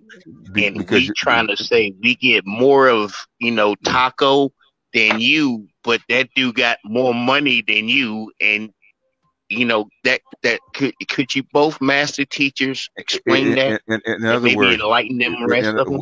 We talked about it before. Basically, if you're raised in a gynocracy, right, you view your manhood through the eyes of your women. What's important to them. So, and I've said that many times, right? Even how much taco you can get, right? In other words, who is that more valuable to? Okay, the man that gets more taco is actually more pleasurable to who? To women. More entertaining, more sexually aggressive, more sexually appealing. Okay, and who's that important to? It's not important to men; it's important to women. So your manhood is actually seen through the lens of what's important to black women. Absolutely. I think that was well put, sir. Yeah, absolutely. So basically, we're human doings, and they're just human beings. You're human objects, like Dr. Johnson. Can you tell us about your CompuServe theory, sir? That's what it means. That's what CompuServe is concubine. In other words, Dr. Johnson coined a term from concubine and serf, right? Serf is for labor, resources, and whatever kind of physicality you can actually extract from them, right? But a concubine is a sexual being that's there to give sexual pleasure, right? And those are the two things that black men actually judged upon. Mm-hmm. Absolutely. And you can see Damn. all the different forms of sexual objective, or the particular aspects of black manhood. And this is just a few. There's more. We're just talking about a few off the top, right? But we don't, many of us don't think about it along these lines because we're so used to it. But we've seen, and as an academic, I'm telling you, I've seen multiple documentaries, presentations, lectures about how all of this plays out, but mainly for women. So, I just want to kind of take a moment to kind of put this on the table. There's none of this that black men haven't experienced. And I remember having a debate with a feminist a couple of years ago, and she laughed in my face. She said, "Are you trying to tell me that you think black men have been sexually objectified?" I said, "Black men were sexually objectified in the U.S. before y'all were." Yep. That's what are you talking about? But see, I got big feet. But the thing about it is our sexual objectification is so standardized, so normalized, it's invisible. It's invisible. We are walking phalluses to many. We are walking phalluses.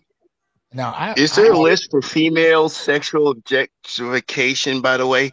Because, most of this list, due to the COVID, my income is messed up, but everything else is okay. What about hers? Oh, well, we know what hers is. It's they've said it before.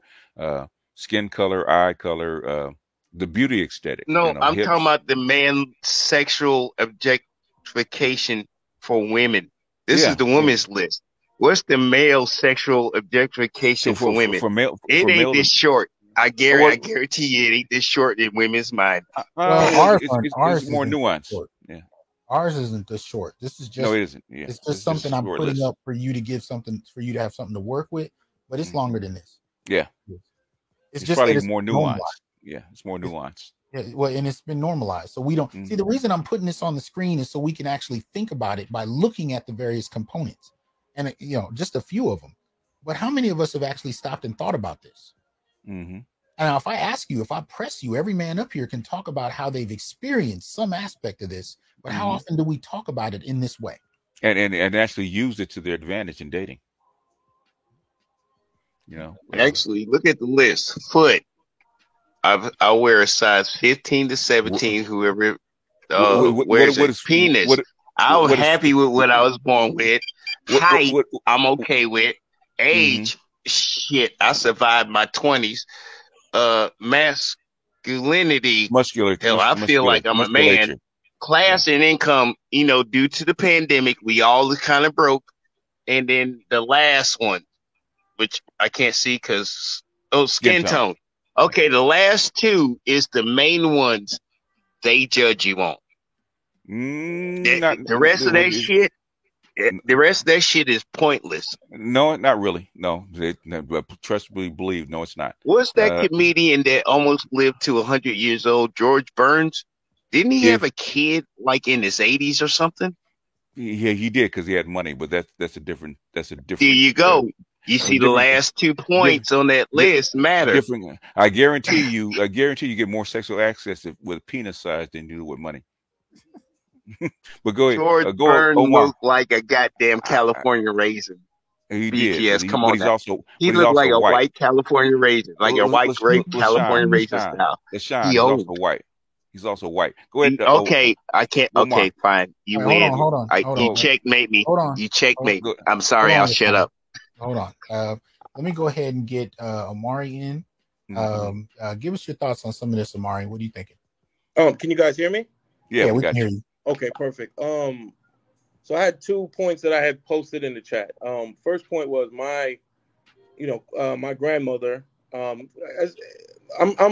family's from the islands. We're from Jamaica. My grandmother was dark skinned. My grandfather is light skinned. His family, his side of the family, you'll never see a person on his side of the family married to a dark skinned person. They're what we in Jamaica, like in America, in the New Orleans area, you guys have like the bourgeoisie. Yes. In Jamaica, that his side of the family is that version in the islands. They just you got to be light skinned, you know, and it was just so weird. Now my mother's light skinned, and so basically all their offspring, they had 8 offspring, half and half, dark skin, light skin. The dark skinned people had light skinned kids. The light skinned people had dark skinned kids. And if you had more than one kid, you're gonna have a plethora of shades. Right. So I have a light skinned son and I have a dark skinned son. And my youngest son's dark skin, oldest son's light skin. And I noticed this on Instagram when a couple years ago. I would post pictures, and I post separate pictures of them on purpose. And it's like I would get like, say, 100 likes from my oldest son. But then my youngest son was always getting like 80, 60. And I was just like, okay, let me try something different. What I did was I posted a picture of my youngest son first. Hours. I waited hours. And my oldest son still ended up with more likes. And I was just like, and I just continuously do it. And to this day, it's the same way. And I brought it to the attention of my mom. And even my mom looked at it like, that's weird. You know what I'm saying? So like what I had to say about, you know, just on the topic is just like, I just think the thing is so baked into some of us. It's not even funny, you know? It is. And it's class. That's the representation of class by skin color. Shame. BGS, can I ask you, everybody, okay, when you were growing up, what was the value, the respect, and how class was viewed at your time growing up? And let's go through the generations and see how it changed. We don't have a lot of time. Is that possible? No, not really. Okay. Can we? Okay. Is that an idea that might be able to be a different show then? I've done. Okay. How class. Okay. Got to remember real quick, right? Go ahead, sir. In after slavery, especially after slavery, right? The offspring of the slave master was always what? Lighter skin, looser hair, right? That's a buffer class. That's what. Was that the Boule group, sir? LaShawn, I want to keep this short because I want to bring Ian to come in. So no, I'm saying make this a different show, but could y'all touch on it? We'll touch on it another time because you can. That's go back all I wanted. Another show. I was just asking a question while I had you up here. That's all. Okay. All right. Y'all continue the show. I'm sorry, but I just wanted the thinkers to think about it. Well, we've done shows on it already, but we'll do it another show at a different time. That's called class. That's the origination of colorism in America. Is class. Go ahead, Ian. Come in on this. What are your thoughts? Oh man, I got too much experience around this. I just got too much experience. Shit. Because I guess I am what it would be typical light skin. So I mean everything that you're saying I'm aware of on all sides of the equation, you know, and then, you know, so you know, I've had a lot of sexual access, I guess you would say, because of being light skinned, I think. I mean what part of the trifecta do you have? You have all three, 2 of the 3, 1 of the 3. Okay. I've had a couple of them. Okay. So you had the curly hair and light skin, or light eyes, light skin? No, well, not necessarily light eyes. No. Okay. But you got the curly hair. Yeah. Okay. You got 2 of the 3. Okay. Yeah. So, you know, and so I mean, I guess what the point is that, I mean, it's all day, every day. People are just looking at me, man. They're just staring at me like I'm an alien. You know what I'm saying? Because I'm in Atlanta. Okay. Oh, wow. Yeah. God almighty, man. This shit is irritating, man. This shit is irritating, man. Everybody is stopped, look. Like, yo, you ain't never seen them up. Listen, it's the weirdest thing. Listen, the gay men, God almighty, the gay men, the females, even straight men be looking at me. I'm like, what these niggas looking at? Yeah. Yeah, you are an alien. You know, in Atlanta especially, it's very. I've heard that before. It's very desired, and more the closer you get to the trifecta, the better. Right. Like Amari, he when he was up here, he said that was Amari, was actually the brother. He said that was it Kofa, I think it was Kofa. He said he only has one of the three, so he's not the right light skin. Okay. Okay. And the thing is, I say I have a lot of experience because my brother is darker skinned. Mm-hmm. And more he has the more typical looking black features than I do. You know, Okay. nose features, hair, darker skin, everything. Okay. Right. Okay. So but so I've always been sensitive to this because I realized how my brother was kind of treated differently than I was, Mm-hmm. even by my own parents. And Right. Yeah, that's true. Wow. he was they saw him more adulterous, more as an adult, Okay. and he was more severely punished in a lot of cases and different stuff like that, and so it was hard. It was hard for me because I really love my brother, and it put a lot of pressure and a lot of on him, that my brother used to take it out on me, and so Oh, yeah, that happens. Yeah. Okay. so it took a while, for us to really, get our relationship back. But, it was a lot of trauma that he had to endure, looking at how I was treated comparatively to him and everything. So, and eventually, I had to realize, you know what I'm saying, that because I even as a young male, as a kid, I used to kind of make fun of his features, right? Yeah, that's what you're taught. Yeah. And so one day I remember I was playing with my GI Joes. I might have said this. I set the black one aside, the guy with the bald head and shit. You know what I'm saying? I set him aside, and I always do the heroic type of shit with the white one. And I said, and I looked at myself. I said, I think it was in 4th or 5th grade. I looked at myself. I said, man, why am I doing this? Where does this come from? And I looked up at the TV in my room, and I said, I got it from the TV. And I'm mentalizing all of this in my head, like at 4th and 5th grade and shit. Realizing that I've been brainwashed, to see color in the way that I did. And from then on, I wised up, and I realized, and I accepted, and I saw myself as a black male. And I identified with that, from then on. So that's partly my past. I'm a born again black man. So.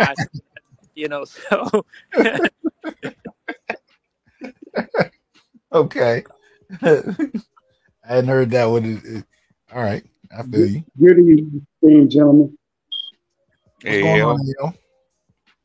Hey, I wanted to give y'all a small story that I the first time I remember that colorism existed, and how I knew they treated men and how men could get sex off of it. I came home one afternoon after football practice when I was staying with my grandfather when him and my grandmother separated. And he was like 60 at the time.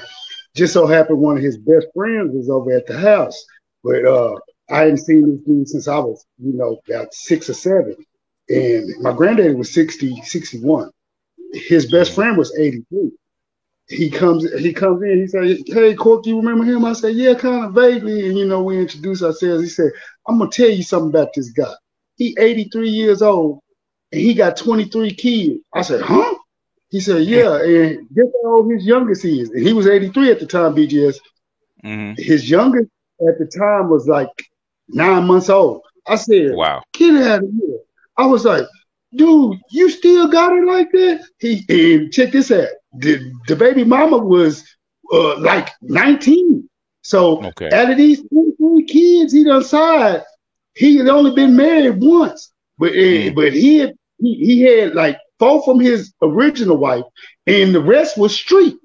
And I'm like, dude, you you still got it like that? And my grandfather was just sneaking at me because my jaw was just dropped. And I was like, I mean, now, this dude was like high yellow with super duper Ricky Ricardo wavy hair. And he was about 5'7", and he had a hump in his back, like, you know, old man. He stood straight up tall, you know, we the same height. And I'm like, dude, you still getting around the movie? He said, man, my Johnson been working, and it ain't gonna stop till what? I'm talking about. So, and my grandfather looked at me and winked, said, now when you see I got my little 4 girlfriends over here at the same time, you ain't got no reason to trip now, huh? Because I used to trip out on my granddaddy, because when him and my grandmother separated, you know, he didn't stop living. He was like, I got lady friends. I said, Granddaddy, you got girlfriend? No, I got lady friends. They know I'm married. They know I ain't never go divorce your grandmother, but your grandmother living in Killeen, and I'm going to stay here in this house that I bought, and whoever I decide I want to come over, they go come over. And one time, he told me that I thought he was bullshit, just so he could prove a point to let me know that he wasn't at the game. He had all 4 of them over there sitting on the couch. When I walked in, another neighbor sitting there socializing and this and I'm looking at him, and I said, Granddaddy, come here. He come over there sneaking. I said, do they all know that you smashed it? They all, and he turned and said, don't y'all know I'm all hitting y'all? Yes, yeah. I'm like, these old bitches don't give a damn, man. Language, sir. Language. These old broads don't give a dang. I was like, golly. So that's when I realized I don't care how old you get as a man, we get better. When they hit the wall, we get better. And he proved it to me. I just wanted to share that with y'all. It just took me aback. I was like, wow, man. The qualifications are different. But one thing you did say is that light-skinned man with Ricky Ricardo hair had 23 kids. That shows you about genetic currency. Yeah. My granddaddy had that good salt and pepper, wavy, curly hair too. So, you know, and he was 6'3", 260. So that helped too. Yeah. Okay. 23. I know. Oh yeah. But you know, let me say this though, man. That was a lot of information. Damn. Yeah. Go ahead. Grandpa was awesome. Yeah. Let me say this. His best friend, not my granddaddy. Hold on, y'all. Go ahead, Ian. Go ahead, Ian. Let me say this. There's kind of a drawback though, because in terms of the sexual marketplace. So what I found is that I can fuck the chicks, right? But I really have a relationship with them because they really want me to be a fucking white man. And then and then when that born again black man comes out, they look white at it like man with a great suntan. They look at me like I'm a traitor. You know you're okay. If you see a light-skinned man with good hair and he's talking black, he's a radical. He's almost like a race traitor. Exactly. Yeah. That's how they treat me. They treat you, yeah. But that's a different type of objectification, right? You're held to an unrealistic standard that has nothing to do with who you actually are, and they come into that, you know, those kind of dynamics looking at you that way. So, you know, you got to decide how you want to deal with that. Like on the other side of it, you know, I've had different racial groups of women approach me with the assumption that I'm either a criminal based on, you know, just how I look, and this is something I started to get as I got older, I'm a retired NFL player. I put that PhD ring on every day. You know, they look at me like, "What team did you play for?" Fuck out of here with that. You know, when women have a PhD, an assumption outranks it, then they mad. Like, you got a PhD. I thought you would have thought about this situation before you got in the situation, but never mind. Yeah. All they saw was the ring, the size in the ring, instead of thought it was, that's a championship ring. Someone understand. So if I'm out in the store or something, like it never dawns on them. It could be an academic thing. You know, what team you play for. But I'm simply saying, just like Ian, you have a different set of you know, ideas associated with darker skin that play into this as well. You know, the fact that I'm either an athlete or a criminal, you know, on first glance, when you know nothing about me, right? You know, those kind of ideas that are associated to darker skin color. And, you know, so he's dealing with the other side of that as a lighter skinned man, the association of lighter skin with what, wealth, with certain, you know, as he said, they see me as a white man, right? Those are the kind of ideas. So when we talk about objectification, I just want to point out Black men experience this, and it may express itself differently based on skin color, based on class, based on living location, height, all these different things we've been talking about. But it is something we experience, and we do need to talk about this and be more forthright about it. Because right now, people are under the belief that Black men don't experience it at all. It's just something only women get. Mm-hmm. Dr. Hassan, can I ask you a quick question on that? And you killing it. Why do Black men only get less than 60 seconds, but everybody else get a few minutes? Less than 60 seconds about what? Talk about it when less than 60 seconds before they decide. Oh. Well, you get less than 60 seconds, but everybody else get a few minutes, 10, 20. We get less than 60 seconds, and they decided. Because your first 12 seconds has already put you in a category. Kevin Samuels already told you BGS. I just wanted everybody to know you get less than 60 seconds, and the first 12 is about to get your ass.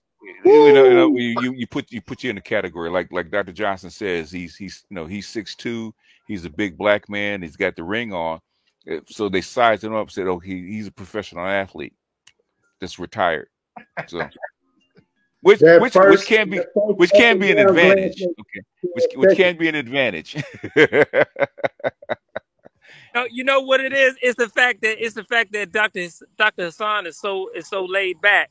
You know what I'm saying? It's like, he got to be retired because that's stereotypical. Look, Dr. Hassan ain't walking and running up on you. He is taking a slow crit walk, and he ain't doing nothing to nobody.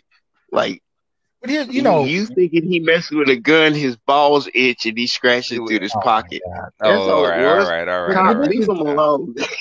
Here's the thing, though. Even when I was younger, because when I was at Temple, I was 21. And I was working on my master's at Temple, and I had a job tutoring the football team.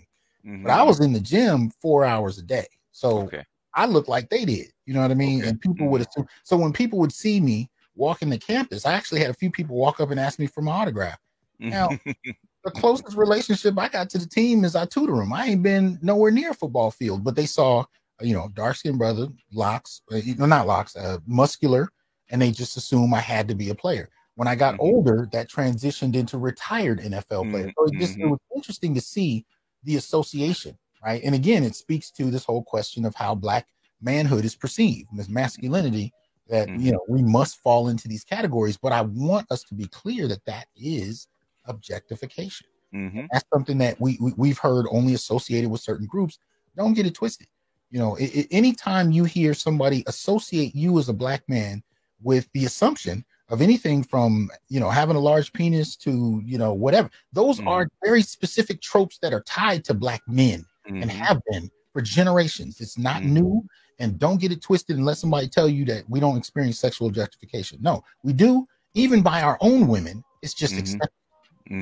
It's accepted. Hollywood is the biggest player in that sexual objectification. Yeah, I would say so. Hollywood definitely plays into that. And let me say this too. So I'm on Clubhouse a lot, right? Oh shit. So here's the thing. So I'm heavy on this, right? And usually I'm like, man, I'm killing folks. You know what I'm saying? And I'm the most outspoken, the loudest, the roughest, the toughest individual with it, coming with the masculinism, right? And but here's the thing though. Another guy, so I got my light skin, I guess, PTR or whatever. And so another guy who's darker skinned, he could get away with kind of bringing the same energy that I'm bringing, right? But when I bring it, I'm immediately kicked from the room. You know what I'm saying? Right. Yeah. Okay. I don't know. It's like they'll accept it more from a darker skinned brother, but a lighter skinned brother coming against feminism and all that, They're like, yo, this is the devil. Yeah, you're radical. You ain't gonna let them push feminism. That's why they get the kickback. You supposed to. You light skin. That is your what do you call it? Stereotype. Just like every dark man is supposed to be such and such. You supposed to let her. Wow, blah blah blah blah blah. This is what women decided. We are men, and we're judging other men on what we've been she ain't gonna be a good woman for you anyway. But we at least slept with her. That's how we going at it right now, and everybody else. And we don't realize. Do you realize the thing you want to sleep with? Okay. The taco. Right. Is the reason why you judging every other man like they ain't men. All right, LaShawn. Now we're gonna one of the things I'm gonna do because I said I want to do it for about an hour. We're at the 2-hour mark, so I'm gonna bring everybody down. I want to thank LaShawn, AL, and Ian for coming up. So thank you. Hey, Dr. Hassan, though, man, we gotta keep it 100 though. You walking around with that chill vibe, bro, and you really giving off like, yo, this guy is retired. He's living on the beach. And he got the locks too. Yeah, he got the locks. Yeah. He said he living on a beach. All right, fellas, appreciate you. All right, man. Take it easy, bro. He said living on a beach. Oh yeah, a little mansion on the beach. Yeah. Oh my goodness, it's cold. But anyway, I wanted to thank you for this, BGS, coming up and dropping it. Any thoughts? Any closing thoughts about this whole issue? You want people to be, you want them to leave with? It's it's something that black men don't really talk about. Even though we kind of use it in dating and mating, but we don't know how widespread it actually is. It never actually codified it, and how it even though we experience it, never actually put it all in one place.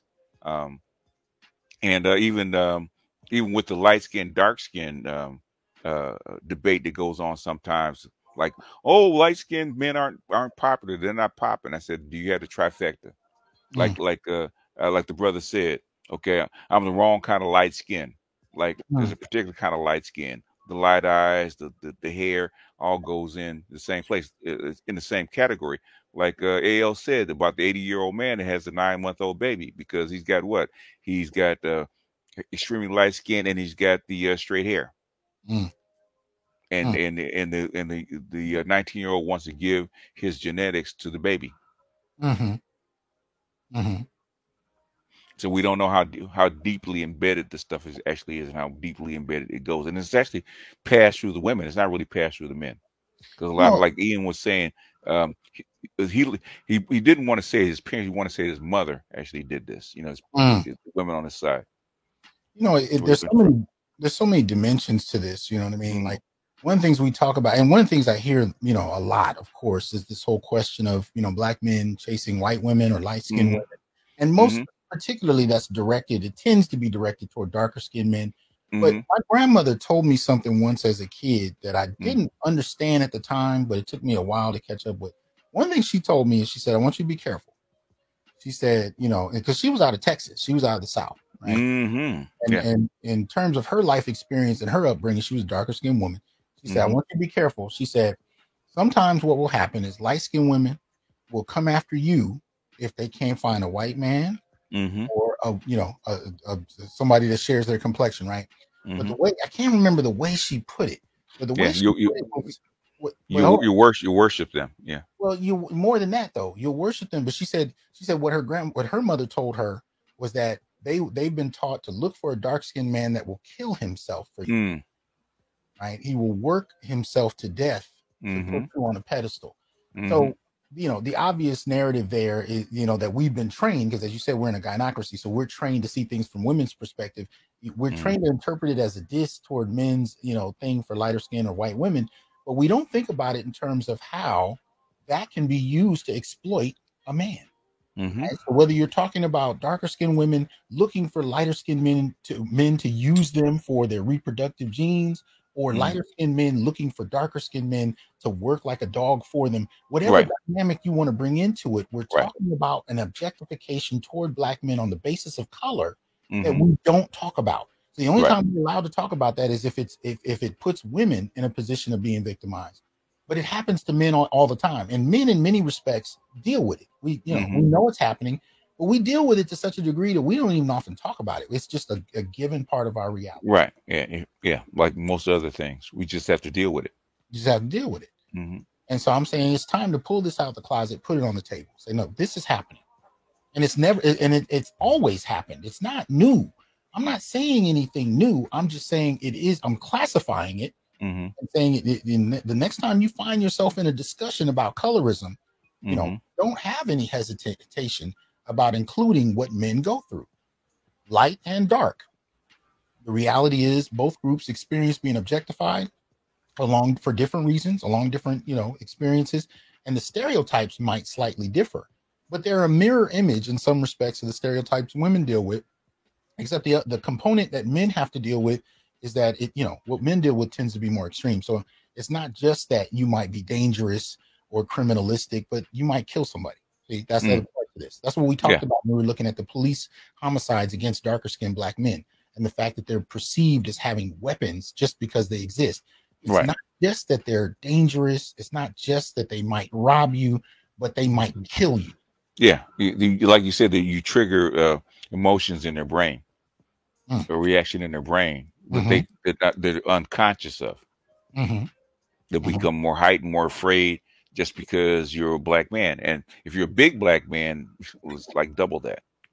I need backup because he's got a weapon. Yeah, absolutely. Absolutely. But I just want to put that on the table. You can be light, you can be dark, and you can still experience objectification. And on the basis of color, you can also experience sexual objectification on the basis of color.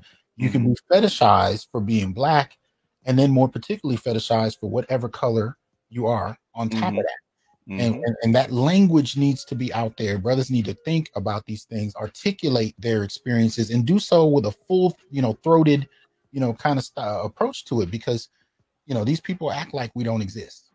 And this whole kind of conversation around Black male privilege has kind of washed over some of the nuances of our experiences on top of that. And so we need to challenge this mess. So I appreciate you, being willing to come through and go from the phone to the show. So thanks a lot. Yeah, you got me again, Doc. You got me again. I'm always I have no problem letting brothers know we gotta give people their flowers. So thanks a lot, man. All right, Doc. All right, I'm gonna pull you down. I appreciate y'all for checking out the show, The Honest Report. I hope you continue to do so. Like, share, subscribe, join, and donate. Support the channel so we can continue to bring this to you. Shout out to innerlightradio.com. If you're not familiar, go to the website, check them out. Black owned. We need to support that. For those of you that whose comments I couldn't see, whether you're on Facebook, LinkedIn, Twitch, or Twitter, I wish y'all a good night. Hope y'all are well. I look forward to reading through the comments and hearing more about your experiences so we can get a sense of what exactly Black men deal with, even if we buried it into our subconscious, because again, it's been so normalized. This is just reality for us. And there are not a whole lot of documentaries looking to talk to us about these experiences, but they need to be talked about, even if we make these documentaries our damn selves. All right. Have a good night. Peace. I am here to tell you, brothers, we are not criminals by birth, perennial rapists, incapable intellects, man-children, sperm donors, child support wellsprings, success objects, walking phalluses, ATM machines, lottery tickets, unintelligent henchmen, valueless assassins, pro bono mercenaries, unpaid bodyguards, interchangeable stepfathers, child discipline proxies, unpaid repairmen, workhorses, emotional tampons, or any other socially accepted dehumanizing stereotype. We are thinkers, inventors, innovators, leaders, fathers, and men. Embrace your humanity, know your worth, and extend your time, attention, and resources only to those who genuinely respect you. And remember, your worth is not defined by meeting other people's narcissistic and selfish and unrealistic needs. You define your worth. Peace.